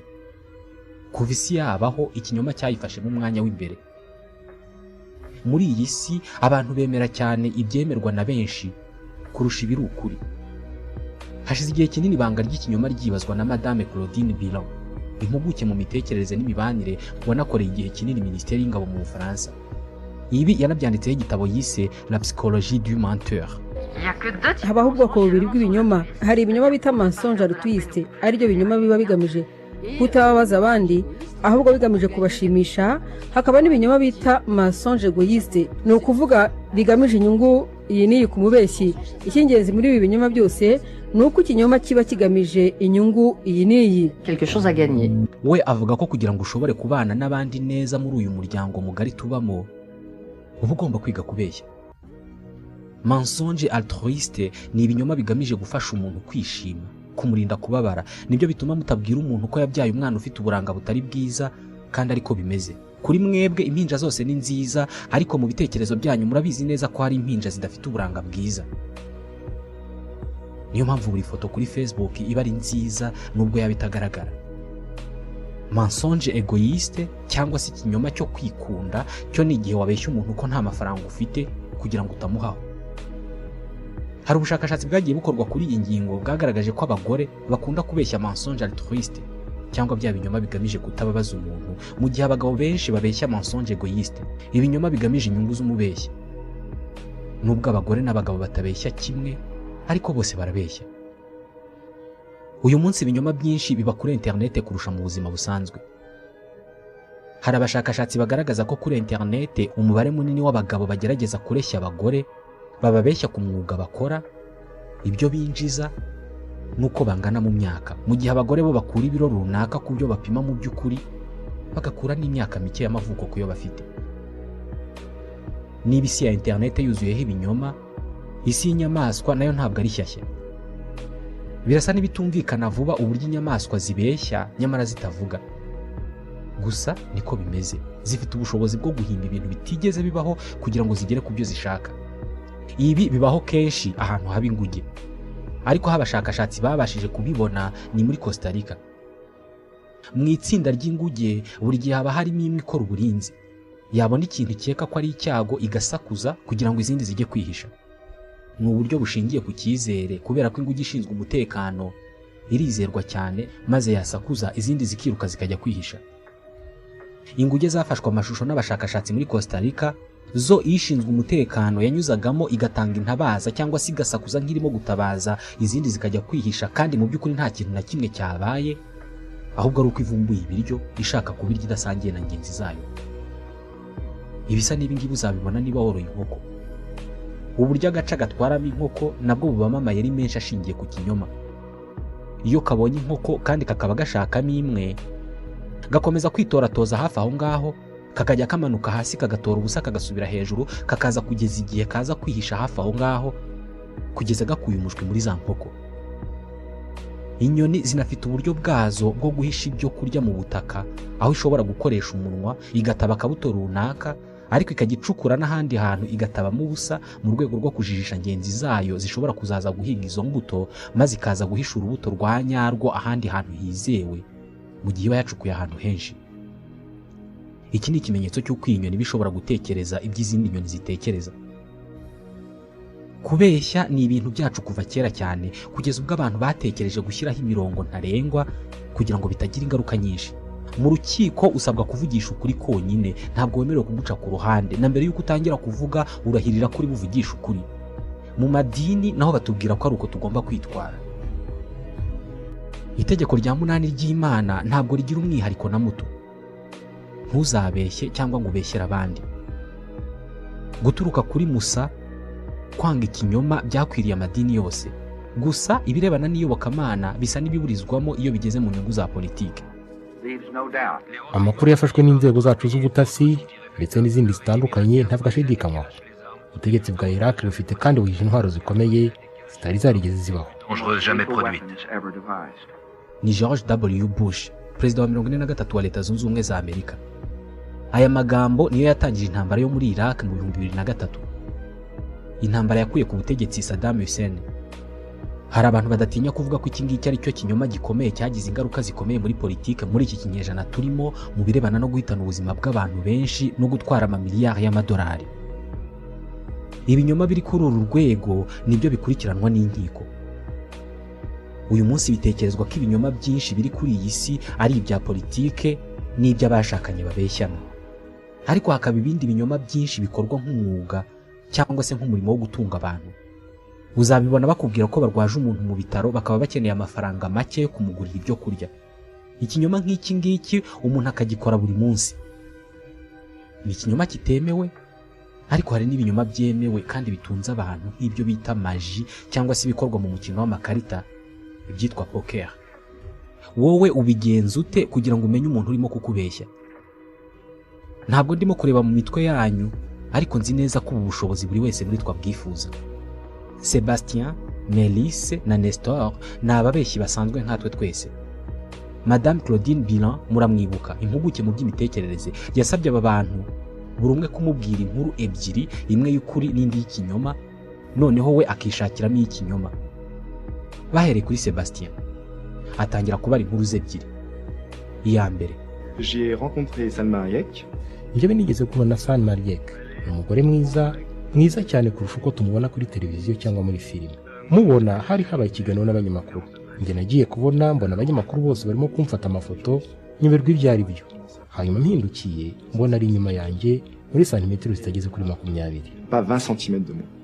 Iyi ni inkuru ya mbere. Inkuru ya kabiri noneho. Il y avait un show avec Jean-Claude Van Damme. Il commence à faire sa démonstration de nunchaku. Higeze kuba igikorwa cyari cyitabiriwe na Jean-Claude Van Damme. Muri ibyo birori Jean-Claude Van Damme yahise atangira kwiyerekana akoresha ibyitwa nunchaku. De Jean-Claude Van Damme qui était en train de manipuler son nunchaku. Muri izi nkuru wowe wapfa kumenya y'ukuri n'ikinyoma. Comment s'appelait la salle dans laquelle il donnait son show? La boîte. Bumwe mu buryo butagoye cyane bwo kumenya ko umuntu avugisha ukuri cyangwa se arimo kubeshya ni ukumva impinduka zirimo kuba mu ijwi rye ugereranyije n'uko asanzwe avuga. Nko muri izi nkuru ebyiri za Sebastien, iy'ikinyoma ni iya kabiri ivuga kuri Van Damme. Ababashije kubimenya babanje gushingira ku kibazo yabajijwe aho bamubajije izina rya salle yahuriyemo na Jean-Claude Van Damme. La boîte, le Bora Bora. Kuvuga la boîte byaramugoye aradidimanga.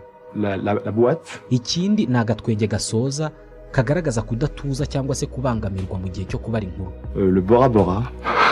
Ubundi buryo ni ukureba uburyo umuntu yitwara mu kubara inkuru. Niba arimo gukoresha ibimenyetso by'amaboko n'isura cyane kandi atari ko asanzwe. Ikindi mu kumubaza ikibazo kirebana n'inkuru y'ikinyoma arimo kubara, yitegereje cyane urimo kumubaza ashaka kumva neza ibyo abazwa, ari nako atekereza icyo asubiza kuri icyo kibazo. Birasa no gukora imirimo ibiri icyarimwe. Agomba kumva ikibazo ku bintu adafite icyaziho na kimwe, ariko kubera ko yishyize mu mwambaro w'umuntu ubizi, agomba gusubiza yigize nk'umuntu uvuga ibyazi, atibeshye nk'umuntu uvuga ukuri. Iki gihe umuntu nta nubwo abahumbya. Kimwe muri ibi bintu bitangaje ku binyoma ni uko twese twibwira ko turi abahanga mu kuvumbura ibinyoma, ariko tukaba tutazi kubeshya, nyamara ahubwo turi ababeshyi beza cyane tukababaswa mu kuvumbura ibinyoma. Ikigaragaza ibi ni uko 18% by'ibinyoma tubeshya ari byo bivumburwa. Bivuze ko 82% by'ibinyoma tubeshya abantu tubahamya ntibanadukeke. Birumvikana ko niba ibinyoma byacu bishobora kuvumburwa bitanageze kuri 1/3 cy'ibinyoma byose tubeshya, nuko turi abahanga cyane mu kubeshya. Tubeshya nk'uko duhumeka. Gusa nubwo turi abahanga bo kubeshya tukababaswa mu kuvumbura ibinyoma, hari abantu baturusha kuvumbura ibinyoma. Abapolisi n'abagenzacyaha bafite ubumenyi bwo kwifashisha ikintu cyose gifitanye isano n'ubazwa bakamenya ahaherereye ikinyoma. Kubera kimwe n'aba bantu bamenya cyane kuvumbura ibinyoma. Olivier Guéna ni umuyobozi w'abapolisi bahitwa Ndetse mu Bufaransa. Ici c'est le temple du mensonge parce qu'on a affaire à une grande diversité d'individus, de catégories d'individus, des gens qui ont intérêt, leur propre intérêt à mentir, donc la plupart du temps ce sont les suspects. Hano ni wabo ibinyoma kuko duhura n'ingeri zitandukanye z'abantu barimo bafite inyungu mu kubeshya kuko baba bafite ibyago byo gufungwa. Duhura kandi n'abantu bababaye cyangwa bahohotewe bakubwira ibintu bagamije kukwereka ko barenganye. Duhura nanone n'abahohotewe babeshya, abatangabuhamya bashobora kubeshya. Duhura n'abana bigoranye kumenya neza aho baherereye kuko baba bashobora kuvuga ukuri kwabo kose bitandukanye n'abantu bakuru. Des enfants qui sont très difficiles à appréhender, qui peuvent raconter leur réalité mais qui n'est pas la même que celle des adultes. Ibi bihakazi ukora iperereza ko kwitegereza buri kimenyetso gitangwa n'umubwira wese. Abakora aka kazi bemeza ko bitegereza cyane ibice by'umubiri nk'ibiganza. Iyo ubazwa yahuje ibiganza agasobekeranya intoki, nuko abadashaka ko biza kumutamaza. Aba yishakamo ingufu zo kwibwira ko akomeye nta cyapfa kumunyeganyeza. Abakora amaperereza iyo babonye ibi ngibi batangira gutekereza byinshi ku magambo uvuga. Amaso nayo ashobora gutanga ibisobanuro ku kinyoma no ku kuri. Abakora iperereza kenshi bitegereza imboni z'umutangabuhamya bakareba aho arimo kureba n'umwanya marareba mu cyerekezo runaka mu gihe atanga ubuhamya. Ku isura ariko cyane cyane bareba uburyo umuntu akoresha isura ye mu kugaragaza amarangamutima. Ni amarangamutima agaragazwa n'isura y'umutangabuhamya mu buryo bwihuse cyane ku buryo bo babirebera kuri video bafata umutangabuhamya. Nyuma bayisubiramo bakayireba bayigendesha buhoro cyane ku buryo bashobora no gushushanya uko isura yawe yari imeze. Gusobanura iki isura y'umuntu cyangwa se imirongo yigaragaramo ishaka kuvuga niyo ntego nyamukuru ya filime zivuga ku iperereza ndetse n'ubugenzacyaha zirimo nk'iyitwa Lie to Me. Bamwe murayizi, igaragaza umuhanga uzi cyane kuvumbura ibinyoma, Dr. Carl Lightman. ikinwa ry'iyi filime ryaturutse ku muhanga mu mitekerereze w'umunyamerika Paul Ekman. Yakoze ubushakashatsi bwinshi ku kinyoma. Paul Ekman yashyize hanze ubwoko cyangwa se imiterere y'ibimenyetso birenga 3,000 bigaragara ku masura y'abantu barimo kuvuga ibinyoma. We birahagije ko umubwira umureba mu maso byonyine agahita amenya kubeshya cyangwa se uvugisha ukuri. Paul Ekman areba utuntu duto cyane ukoresha isura yawe utanabizi kandi tumara igihe gito cyane ku buryo akamenyetso kamwe gashobora no kumara 1/25 cy'isegonda. Utu tumenyetso nitwo bwana Paul Ekman areba akakubwira ati aka kamenyetso ntabwo kajyanye n'ibyo umuntu arimo kuvuga. Ekman avuga ko 90% by'utwo tumenyetso tutajyanye n'ibyo umuntu avuga tuba twerekana ikinyoma. Utu tumenyetso tw'isura nitwo bita micro expression. Ikibazo kiriho uyu munsi ni uko gukoresha ubu buryo bwa Ekman ku masitasiyo ya polisi bigoye cyane kubera ko hari abanyabyaha cyangwa se abakekwaho ibyaha bazi kugenzura ibimenyetso byose ku buryo adashobora kuguha icyuho na kimwe cyo kumutahura. Kureba mu bitekerezo bya mugenzi wawe ukamenya niba avugisha ukuri ziri mu nzozi tumaranye imyaka myinshi. Mbere y'ikinyejana cya 15 mu Burayi abacamanza bashyiraga ifarini mu kanwa k'abashinjwa cyangwa se ababuranyi maze ubuza amacandwe mbere icyaha kikaba kiramuhamye. Batekerezaga ko iyo umuntu abeshya ubwoba butuma mu kanwa he huma amacandwe akamushirana. Uyu munsi muri smartphone yawe ushobora gushyiramo gahunda ya mudasobwa yitwa detecteur de mensonge, ukajya uyatsa ukamenya niba umuntu arimo kukubwiza ukuri cyangwa se niba arimo kukubeshya. Birumvikana uvuga agomba kuba avuga mu rurimi rwumvwa n'ibyuma by'abazungu. Mbere yuko dutangira gutunga smartphone zigeze naho zidufasha gutahura ibinyoma, abakora mu nzego z'iperereza n'ubugenzacyaha bakoreshaga indi mashini n'ubu ngubu igikoreshwa yitwa polygraphe. Imashini ifite akuma bakwambika ku kuboko cyangwa se ku rutoki igapima umuvuduko w'umutima wawe igihe ubajijwe ikibazo runaka, ndetse ikanareba umuvuduko amaraso yawe arimo kugenda aho atembera mu mubiri. Kubera ko kenshi iyo ubeshya imikorere y'umubiri wawe irahinduka. Uruhu rwawe rukora ku buryo ushobora no kubira icyuya. Ikibazo cyaje kuvuga kuri iyi mashini nuko baje gusanga yo yipimira umuhangayiko w'umuntu kurusha ibinyoma. Hanyuma ikoranabuhanga ryaje kuzana ubundi buryo bwo gusesengura imihindagurikire y'ijwi umuntu arimo asohora yarimo kuvuga, bakarigereranya n'uko riba rimeze iyo uvuga ibintu bisanzwe n'uko urimo kuvuga muri ako kanya ubajijwe icyo kibazo. Uyu munsi hari irindi koranabuhanga ryo kuvumbura ikinyoma. Muri Leta Zunze Ubumwe za Amerika babeshya kuturusha twese, ariko ni nabo bafite ubushobozi buhagije bwo kuvumbura ababeshyi. Imashini higa ibinyoma igezweho uyu munsi ni hano wayisanga. Hano hari ubushobozi bwo gukoresha ibyuma bakareba mu bwonko bwawe ukajya uvuga ibintu bakakubwira ko ari ukuri cyangwa se ari ibinyoma. Ahitwa Boston mu 2004 sosiyete yitwa Salesforce yashinzwe n'uwitwa Steven Leken.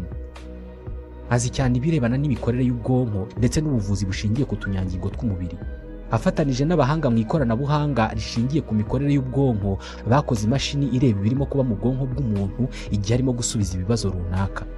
Bareba umuvuduko utunyangingo tw'ubwonko turimo gukoresha mu gutumanaho hagati yatwo kugira ngo usubize ikibazo, ndetse n'uburyo zone zimwe na zimwe z'ubwonko zirimo gukora mu gihe umuntu arimo kubazwa ibibazo. Steven Leken avuga ko ubwonko bw'umubeshyi bugira akazi kenshi cyane kandi gakomeye, bugakora ibikorwa byinshi icyarimwe kurusha ubwonko bw'umuntu uvugisha ukuri.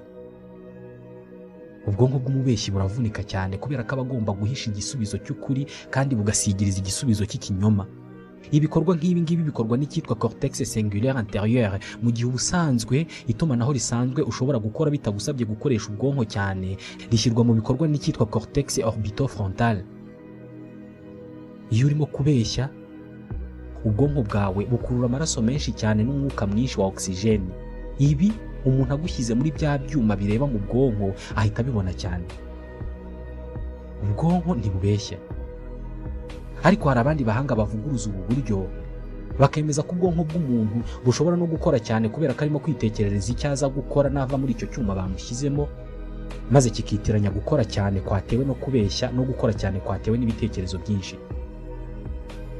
Buri gihe tubeshya kubera inyungu runaka, ariko habaho abantu babeshya ku nyungu zidasobanutse cyangwa se zitagaragaza akamaro kanini, ndetse bakabeshya ibinyoma ubona bitakagombye kubaho. Bituma byitwa ko aba bantu babeshya kubera uburwayi ndetse banashakiwe izina mitomane. Ubwo burwayi bakabwita mitomani. Hari umushakashatsi witwa Cyril Malik avuga ko ibinyoma bibeshywa n'aba bantu ahanini ari ibinyoma bigamije kwigaragaza neza mu bandi ariko nta zindi nyungu babifitemo. Ibi ni nko kubona umuntu mukuru ushimishwa no kuba yarahuye n'abantu b'ibikomerezwa cyangwa se kuba afite mwene wabo ukomeye cyane w'umukire cyangwa w'umunyacyubahiro, akabivuga bibwira abandi agamije ko bamumenya nk'umuntu ukomeye cyane ariko nta yindi nyungu bifitemo.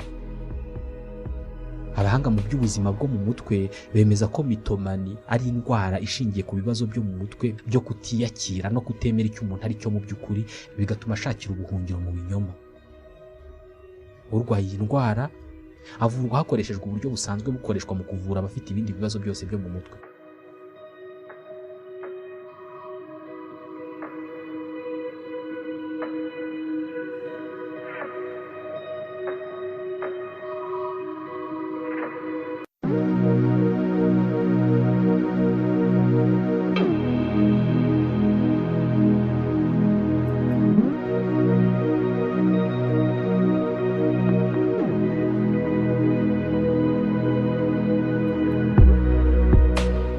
Tubashimiye ko murimo kutwumva. Reka tuvuge ku bunebwe ndetse n'ubute. Hari abantu bagera mu bihe by'ubute ku buryo no kumuha ibyo kurya cyangwa se kumusaba kujya kwishakira ibyo kurya yumva birimo kumuvuna cyangwa se kumva atabishoboye. Amahirwe nuko ubunebwe bw'abantu bwabahaye ubwenge bwo kuvumbura ibiborohereza ubuzima. Iyo bigeze ku kwirinda kuvunika, umuntu ahinduka ikinyabuzima cya mbere ku isi mu guhanga udushya. Kuva ku kinyamitende cya mbere bahimbye kugera ku modoka ifite moteri n'amapine ane, telefone igendanwa ndetse na biriya byuma byo mu miturirwa abantu bahagararamo bikabazamura cyangwa se bikabamanura batiriwe bagendesha amaguru kuri esikariye. Ubu bwose ni ubuvumbuzi abantu bakoze hagamijwe gukemura ikibazo cyabo cy'ubunebwe n'ubute ndetse no gukoresha igihe gito gishoboka. Ndabasuhuje, nitwa Ismael Mwanafunzi. Kimwe mu by'ikoranabuhanga riza rigamije gukora ni ugukura umunaniro mu buzima bwacu. Kubera uburyo kwandikisha ikaramu bivuna, twahimbye imashini zandika.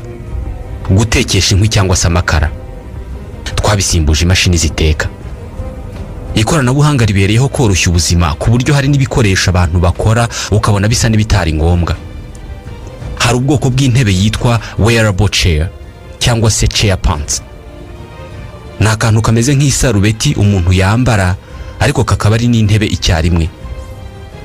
Ku bantu bakunze gukora bahagaze, urakambara maze igihe ushakiye kwicara cyose ukamanuka nk'ugiye kwicara, ya sarubeti wambaye igahinduka intebe ukayicaraho.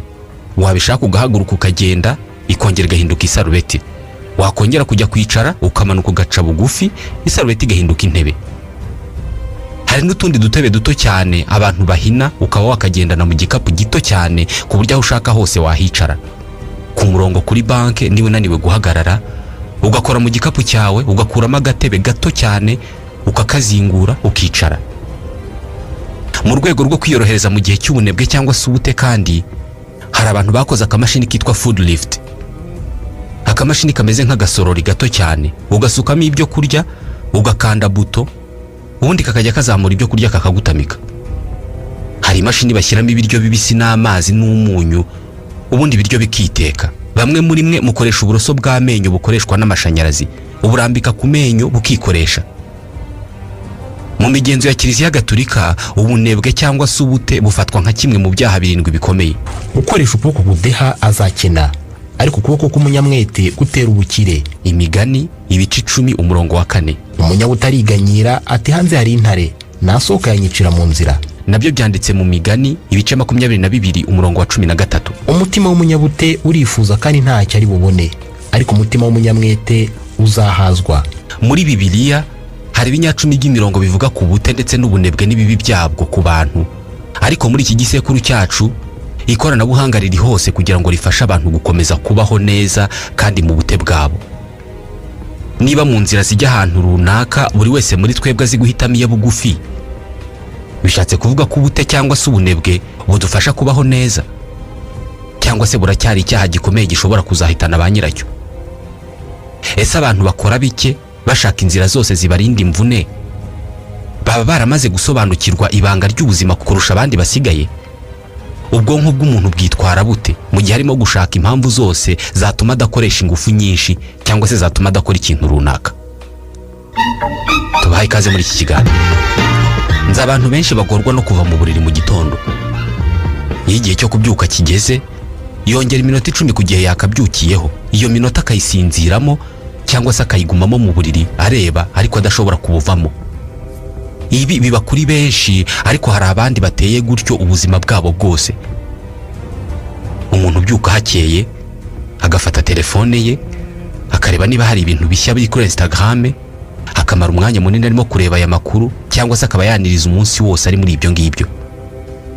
Abantu benshi bakora kugira ngo babike amafaranga n'ubutunzi, bagira ubuzima bwiza muri icyo gihe bagifite ingufu, ariko nanone babagamije ko nibagera mu za bukuru bazabaho neza bona babakomokaho mu gihe bazaba batagifite ingufu zo gukora. Ibi ni ibisanzwe, gusa hari abandi bashobora kuba atari benshi ariko batekereza ko ari byiza cyane kwirinda gukora cyane ukiri muto cyangwa se ugifite ingufu, ahubwo bagashyira ingufu zabo mu kwishimira igihe bafite aho kukimara mu kazi bashaka ubuzima bwiza bw'ahazaza batazi niba bazanahageza. Aya magambo mvuze ni ibitekerezo by'abantu twebwe twita abanebwe cyangwa se abanyabute, ariko ibi bitekerezo biri no muri imwe mu mvugo z'abahanga zamamaye cyane mu isi. Ibi ni ibyavuzwe n'umuyobozi w'ikirenga wa 14 w'imyemerere y'abanyatibe, Dalai Lama Tenzin Gyatso. Umuntu yarantangaje cyane, yangiza ubuzima bwe ashaka amafaranga, hanyuma yamara kubona amafaranga akayakoresha agarura bwa buzima yangije yashaka, abaho ubuzima bwe bwose ahangayikishijwe n'ahazaza, bikamubuza kwishimira ibiharimo. Ikiva muri ibi nuko atabaho ubuzima bwe afite ako kanya, kandi nta nubwo abaho ubuzima bw'ahazaza, abaho nk'utazigera apfa yarangiza agapfa kandi atarigeze abaho mu by'ukuri. Ni ukuvuga ko nukora cyane uzananirwa, urware, utakaza ubuzima, hanyuma ufate bwa butunzi wegeranyije muri za mvune ujye kubwivuzamo. Uyu munsi turi mu isi aho ibintu byose byihuta kandi abayituye bashishikajwe no kurushanwa mu birebana n'ubutunzi. Buri muntu akeneye byinshi kugira ngo yishime. Bisa naho nta muntu ushimishwa no kubona ibimubeshaho byonyine. Nyuma yo kubona ibishobora kukubeshaho, umuryango mugari tubamo ugusunikira kujya gushaka ibyo gusagura. Madame Hélène Leye ni umuhanga cyane mu birebana n'imitekerereze, akaba umwanditsi. Igitabo aherutse kwandika yakise L'éloge du retard, ibisingizo byo gukererwa. Muri iki gitabo ashyigikira cyane ibitekerezo biri mu nyandiko ya Jean-Jacques Rousseau yo mu 1781 ivuga ku nkomoko y'indimi, Essai sur l'origine des langues, ivuga ko umuntu ari umunebwe mu buryo bwa kamere. Bisa naho abereyeho kuryama kubera kamara 1/3 cy'ubuzima bwasinziriye cyangwa se ari ahantu adashaka kunyeganyega. Ibintu byose bituma umuntu akora cyangwa se haguruka akanyeganyiza ibice by'umubiri we ni ibintu bizanwa n'umuryango mugari abamo. Bitabaye ibyo ubundi yakibereyeho yiryamiye cyangwa se yicaye atanyeganyega. Ikintu cya mbere na mbere akunda kurusha ibindi ni ukubaho ubuzima bw'iteka ryose. Ikindi ni ukutagira icyo akora. Nibitegereza neza uzabona ko no gukora kwe biba bigamije kuruhuka. Akora kugira ngo azagere igihe aruhuke. Ubunebwe kamere bwacu nibwo butuma dukora. Na magambo ya Jean-Jacques Rousseau ariko adatandukanye cyane na ya Hélène Leye. C'est quelque chose qui vient de nos sociétés modernes. Ubunebwe ni ikintu gifite inkomoko mu muryango mugari ugezweho. Mu myaka yashize ubunebwe bwari imibereho ihenze cyane yagenewe abatware. Mu myaka ya kera umutware w'umugereki cyangwa w'umuromani usibye kuba yaremerewe kutagira icyo akora, ahubwo yaranategetswe kutagira icyo akora. Iki gihe ubunebwe bwari ubw'abantu bakomeye bo ku rwego rwo hejuru. Uyu munsi ubunebwe bwabaye icyaha kubera ko imibereho yo gushaka umusaruro yamaze kutwinjiramo. Iyi mibereho yo gushaka umusaruro ishingiye ku mushahara cyangwa se igihembo. Ibyo yavugaga by'uko abantu b'ibwami batajya bakora byongeye kugaruka mu bitekerezo by'abantu ubwo igikomangoma cy'Ubwongereza Harry ndetse n'umufasha we Meghan Markle mu ntangiriro z'umwaka wa 2020 batangazaga ko bagiye guhagarika kuba abanyamuryango bahoraho b'ubwami bw'Ubwongereza bakorera ubwami, ahubwo bagahinduka abantu bigenga mu birebana n'ubukungu, bagatangira gutungwa n'amafaranga bikorereye bo ubwabo. Iki gihe abantu benshi bahise batangira kwibaza niba ubusanzwe batatungwaga n'amafaranga bikorereye. Abo mu muryango w'ibwami ntabwo bakora. Ikinyamakuru cyitwa Vanity Fair Royals gikunze kwandika inkuru z'ubwami kivuga ko abantu bo mu muryango w'ibwami bafite inshingano za hafi cyangwa se bazazigira batemerewe kugira akazi bakora kabyara inyungu bitewe n'uko izo nyungu zishobora kuvamo amakimbirane atuma uwo muntu ahangana kubera inyungu ze ku giti cye kandi abereyeho guharanira inyungu za rubanda. Ibi bivuze ko umwami n'uwo bashakanye ndetse n'umwana wabo ushobora kuzajya ku ngoma n'uwo bashakanye ntabwo bemerewe kugira ikintu bakora kibyara inyungu. Iyo bakoze akazi kinjiza amafaranga, ayo mafaranga bayafashisha abayakeneye kurusha abandi. Ibi birasa n'ibisobanuye ko abari muri uyu mwanya bemerewe kugira ubute n'ubunebwe ndetse n'itegeko kutagira icyo bakora. Ariko ku bandi basigaye, ubunebwe ndetse n'ubute ni icyaha gikomeye cyane dukwiye kurwanya.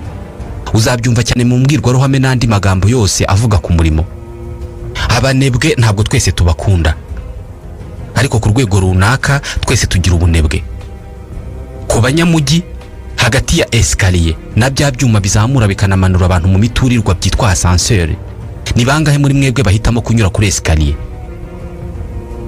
Buri masegonda 10 mu isi hapfa umuntu azize igikorwa runaka gikoreshwa amaboko cyangwa se ikindi gice icyo ari cyo cyose cy'umubiri. Buri munsi twumva ubutumwa buhamagarira abantu gukoresha imibiri yabo imyitozo ngororamubiri hagamijwe kubarinda indwara zitandura nk'umutima, diabete n'izindi. Niba ari byiza kuri urwo rwego, kubera iki bisa naho babyingingira abantu? Umva igisubizo cya Boris Cheval, umushakashatsi mu birebana n'amarangamutima. Ikintu kibuza abantu guhaguruka ngo bakoreshe ingufu ntabwo ari ukubura ubushake, ahubwo ni ikintu kiba imbere mu mubiri wa buri muntu, ni ikintu abantu badashobora kugenzura. Icyo nicyo gisunikira buri muntu kumva adashaka gukoresha ingufu ku kintu icyo ari cyo cyose. Birasa n'ibyumvikanisha ko buri wese muri twe yifitemo urwego runaka rw'ubunebwe yavukanye. Hari inyandiko zivuga ku mikorere y'umubiri w'umuntu zigaragaza ko ubunebwe atari imyitwarire y'umuntu, ahubwo ni imikorere y'umubiri we. Hari inkuru yanditswe ku rubuga rwa internet isi Radio Canada mu kwezi kwa 10 k'umwaka wa 2018, aho bagaragaza ko mu buryo kamere ubwonko bw'umuntu bukururwa kandi bukishimira kuba nta kintu uwo muntu arimo gukora gituma yinyeganyeza.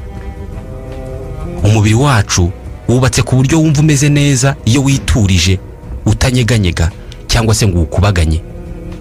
Kugira ngo bamenye ibi, abashakashatsi bo muri kaminuza ya Colombie Britannique muri Canada bafashe itsinda ry'abantu babicaza mu cyumba umwe bakajya bamwereka kuri mudasobwa amafoto y'ibintu bitandukanye birimo abantu barimo kwiruka, abantu barimo guterura ibintu biremereye, abantu barimo kuzamuka imisozi, abantu biryamiye ntacyo barimo gukora, abantu bicaye barimo kureba televiziyo, amafoto y'intebe nziza buri wese yakunda kwicaramo, amafoto y'uburiri. Bapimye imikorere y'ubwonko bwa buri muntu arimo kureba ayo mafoto, baza gusanga abenshi iyo bageraga ku mafoto afite ahuriye no kuba nta kintu umuntu arimo gukora, ubwonko bwabo bwarahatindaga. Benshi iyo barebaga ifoto y'umuntu urimo guterura ibiremereye cyangwa se urimo kwiruka, ubwonko bwe bwihutiraga kuyivaho bwerekeza ku ifoto y'intebe nziza cyangwa se ku ifoto y'umuntu uryamye cyangwa se wicaye udafite icyo arimo gukora. Uburyo umubiri wacu wikundira kuba nta kintu urimo gukora kandi ukabikururirwa n'ibyo ubonye cyangwa se wumvise, uzabyumva cyane nuba wicaye mu kazi ukumva imvura iraguye. Urusaku rw'ibitonyanga ku mabati rwonyine rutuma wifuza kwiryamira. Bisa n'ibyumvikanisha ko ubunebwe buturimo muri twebwe, ariko dutegetswe kuburwanya. Aba bashakashatsi b'Abanyakanada banzuye ko ikintu kiri mu bwonko bwa buri wese kimusunikira gushaka ibintu bitamuvunnye cyangwa se bidakubaganya umubiri we, kimurimo kandi cyavutse uko umubiri w'umuntu wagiye uhinduka mu kwirema kwawo. Umva uko umwe muri abo bashakashatsi witwa Mathieu Boagontier abisobanura muri iyo nyandiko. Ku bantu amayeri yo kugabanya gukoresha ingufu z'umubiri ni iturufu bakoresheje kuva kera. Ni imigirire yabafashije cyane mu kumenya kwihisha inyamaswa z'inkazi mu mashyamba ndetse no mu gushaka ibyo kurya. Iyo ni imyitwarire twagumanye kuva mu bihumbi by'imyaka ishize. Bitewe n'uko umuntu ari inyamaswa idafite ingufu nyinshi z'umubiri ugereranije n'izindi mu ishyamba, we yahisemo gukoresha ubwonko kurusha ingufu z'umubiri. Ibyo rero byagize ingaruka mu kurema ubunebwe mu birebana no gukoresha ingufu z'umubiri. Twese tuzi imvugo y'uko abishyize hamwe nta kibananira, l'union fait la force. Haba ku ishuri, mu kazi cyangwa se mu buzima busanzwe, twese tuzi ko iyo dukoreye hamwe n'abandi bituma buri wese mu bagize itsinda ashyira ingufu mu byo akora, maze bigatuma akazi gakozwe gatanga umusaruro ukenewe. Gusa mugiye kumva ko ibi ngibi atari uko bimeze 100%, hari abantu bakoze ubushakashatsi kuri iyi ngingo bashaka kureba niba koko iyo umuntu akoze igikorwa ari wenyine aribwo akora igikorwa kinini cyangwa se niba abantu benshi bishyize hamwe aribo bakora igikorwa kinini. Bafashe umugozi ukomeye cyane, bawuzirika ku munzani maze basaba abantu umwe umwe kujya aza agakurura wa mugozi akoresheje ingufu zose ashoboye. Barangiza bakareba ingano y'ibiro yakuruye. Bafashe igiteranyo cy'ibiro buri wese yakuruye ari wenyine, bakigereranya n'ibiro bose bakuruye bakururira icyarimwe, maze biza kugaragara ko ibyo bakuruye bari hamwe ari bike cyane ugereranije n'igiteranyo cy'ibiro buri wese yagiye akurura ari wenyine. Bisa n'ibigaragaza ko iyo umuntu ari wenyine akoresha ingufu nyinshi cyane, ariko iyo abantu bisanze bagomba gukorera hamwe hari abadashyiramo ingufu zihagije kubera ko babizeye ko abandi bari buzishyiremo. Birasa n'ibigaragaza ko twese ku rwego runaka dukorera ku jisho. Iyo abantu barimo gukora igikorwa kimwe bagikorera icyarimwe hahita havuka icyitwa paresse sociale, ubunebwe rusange. Boris Cheval ni umushakashatsi mu birebana n'amarangamutima. Plus on est nombreux, uko abantu baba benshi ku murimo niko bagabanya umuhate wabo. Ibi bisobanurwa hagendewe ku myitwarire y'abantu, aho benshi bibwira bati bitewe n'uko turi benshi ndihisha mu itsinda ry'abandi ku buryo umusaruro wanjye utaza kugaragara ukwawo. Nta muntu uri buvuge ko nakoresheje ingufu nke kurusha abandi. Bisobanuye ko mu kazi gakorwa n'abantu benshi icyarimwe hari abavunika kurusha abandi, hakaba n'abihisha inyuma y'ingufu zakoreshejwe n'abandi, bityo bakitirirwa umusaruro wabonetse kandi mu by'ukuri nta ruhare runini babigizemo. Ibi bifitanye isano ya hafi no kuba atari abantu benshi bita cyane ku bikorwa biri mu nyungu rusange. Niyo mpamvu atari abantu bose babona imyanda mu muhanda ngo buname bayikureho, cyangwa se nibabona igikorwa rusange kirimo kwangirika ngo babe bakirengera. Mu buryo atazi, buri wese aba arimo kwibwira ko ntawe uri bumunenge kubera ko barabizi ko atari ushinzwe ibyo bintu. Kugira ngo ufate icyemezo cyo kuba umunebwe cyangwa se cyo guhaguruka ngo ukore igikorwa runaka, ubwonko bwawe bukora akazi gakomeye cyane ko guhitamo hagati y'amahitamo abiri tuba dufite mu mutwe. Iyo wari uri mu kazi hanyuma hagati ukaza gufata akaruhuko, ariko ako karuhuko kakaza kukuryohera ku buryo udashaka kukavamo, iyo igihe cyo gusubira mu kazi kigeze, ubwonko bwawe mu buryo utazi butangira gupima inyungu ziri muri buri cyemezo uri bufate.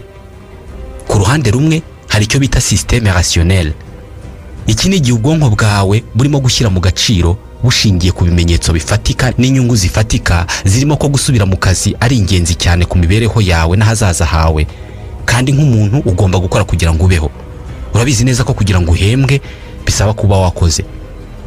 Iyi nyungu irumvikana cyane, bikorwa n'icyitwa système rationnel. Ku rundi ruhande mu bwonko bwawe haba hari icyitwa système automatique. Ibi noneho ni ibitekerezo bishingiye ku marangamutima. Imikorere y'ubwonko hano irihuta cyane.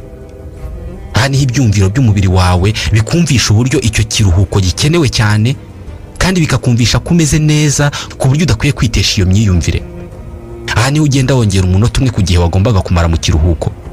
Iyo bibaye uko nguko, izi mpande ebyiri z'ubwonko cyangwa se imitekerereze ibiri y'ubwonko, ni ukuvuga système rationnel na système automatique, yihuriza hamwe.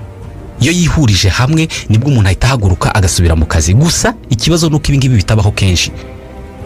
Buri wese muri twe azi uburyo bw'imyiyumvire twita ubute.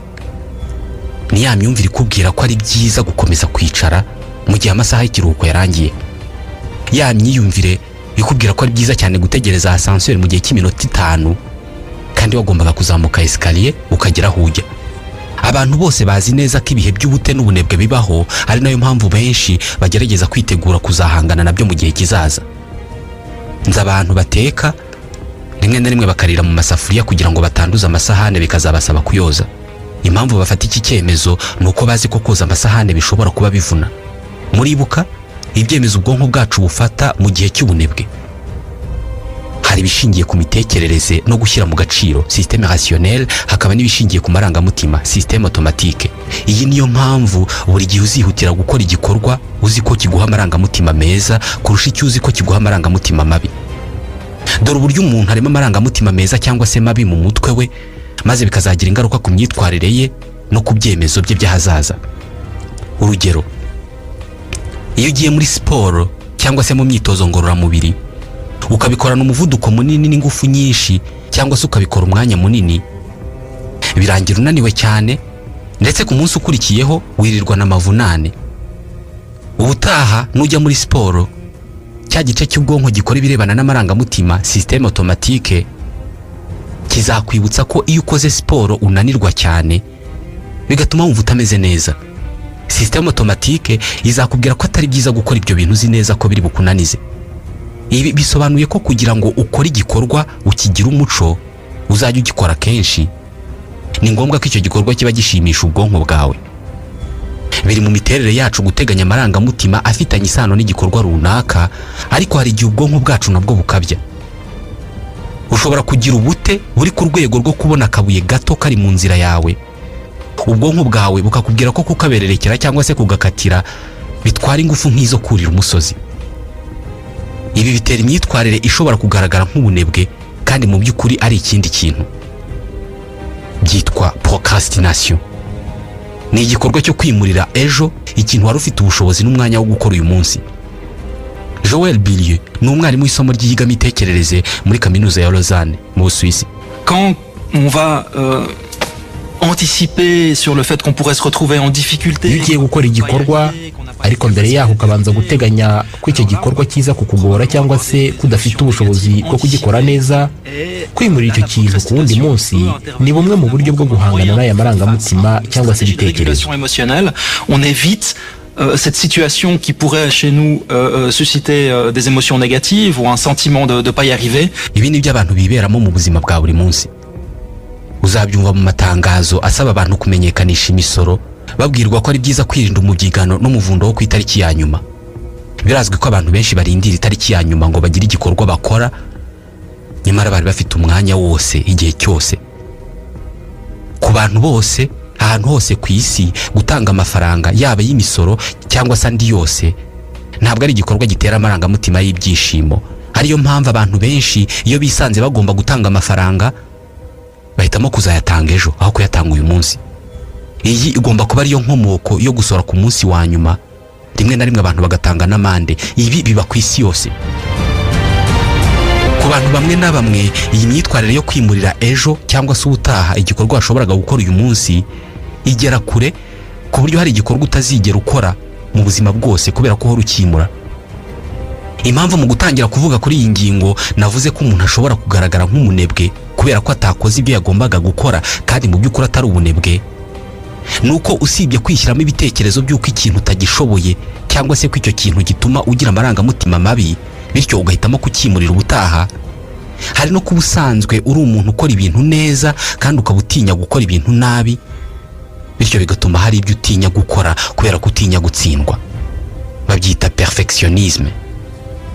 Kutihanganira kubona ikintu kidatunganye 100%, aho kugira ngo ubikore ntibibe 100% ahubwo wabireka. Quand on a des standards de réussite, iyo ufite urwego washyizeho rw'insinzi utagomba kujya munsi kandi ukaba ufite imiterere igusunikira kurebera buri kintu mu ndorerwamo y'insinzi cyangwa gutsindwa, biba byoroshye cyane ko inshuro nyinshi uzagira ubwoba bwo kugira icyo ukora kubera gutinya gutsindwa gusa.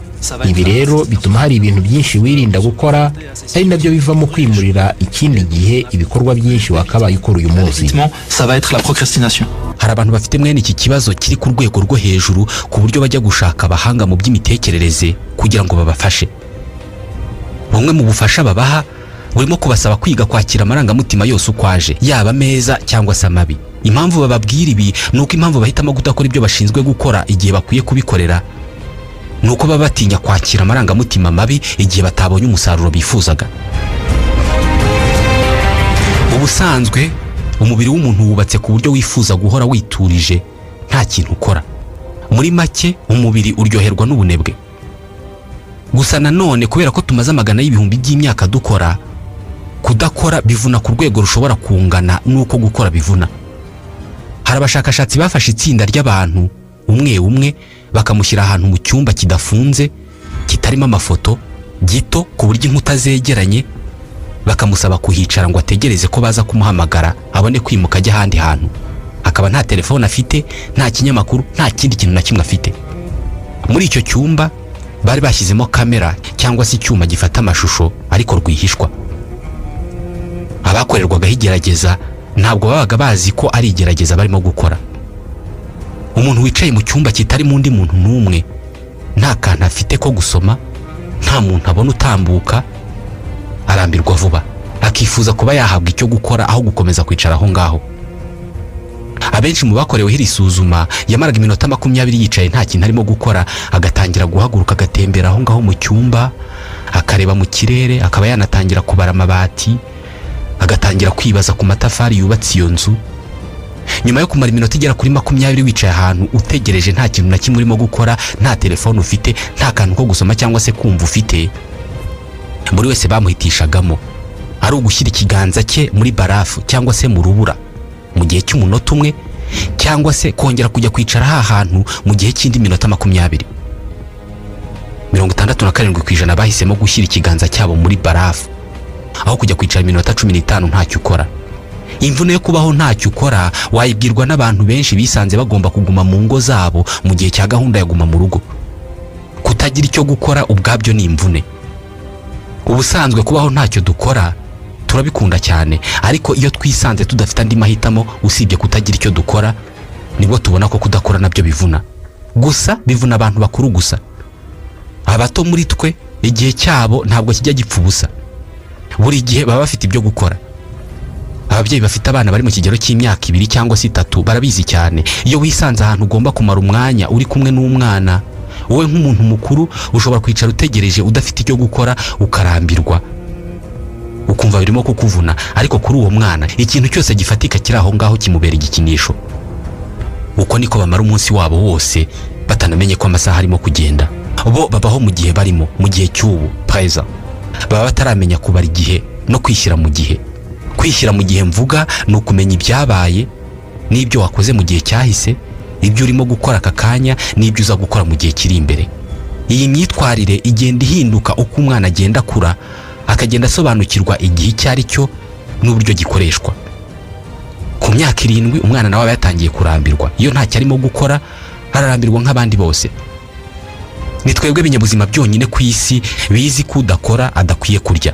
Muri make muri iyi si abantu nibo binyabuzima byahimbye umurimo kandi biwushingiraho ibintu byose. Kuva twaza ku isi umurimo tuwufata nk'ibikorwa bidashimishije na gato. Ni ibihe by'umubabaro no kunaniza umubiri. N'ijambo ry'Imana rirabivuga.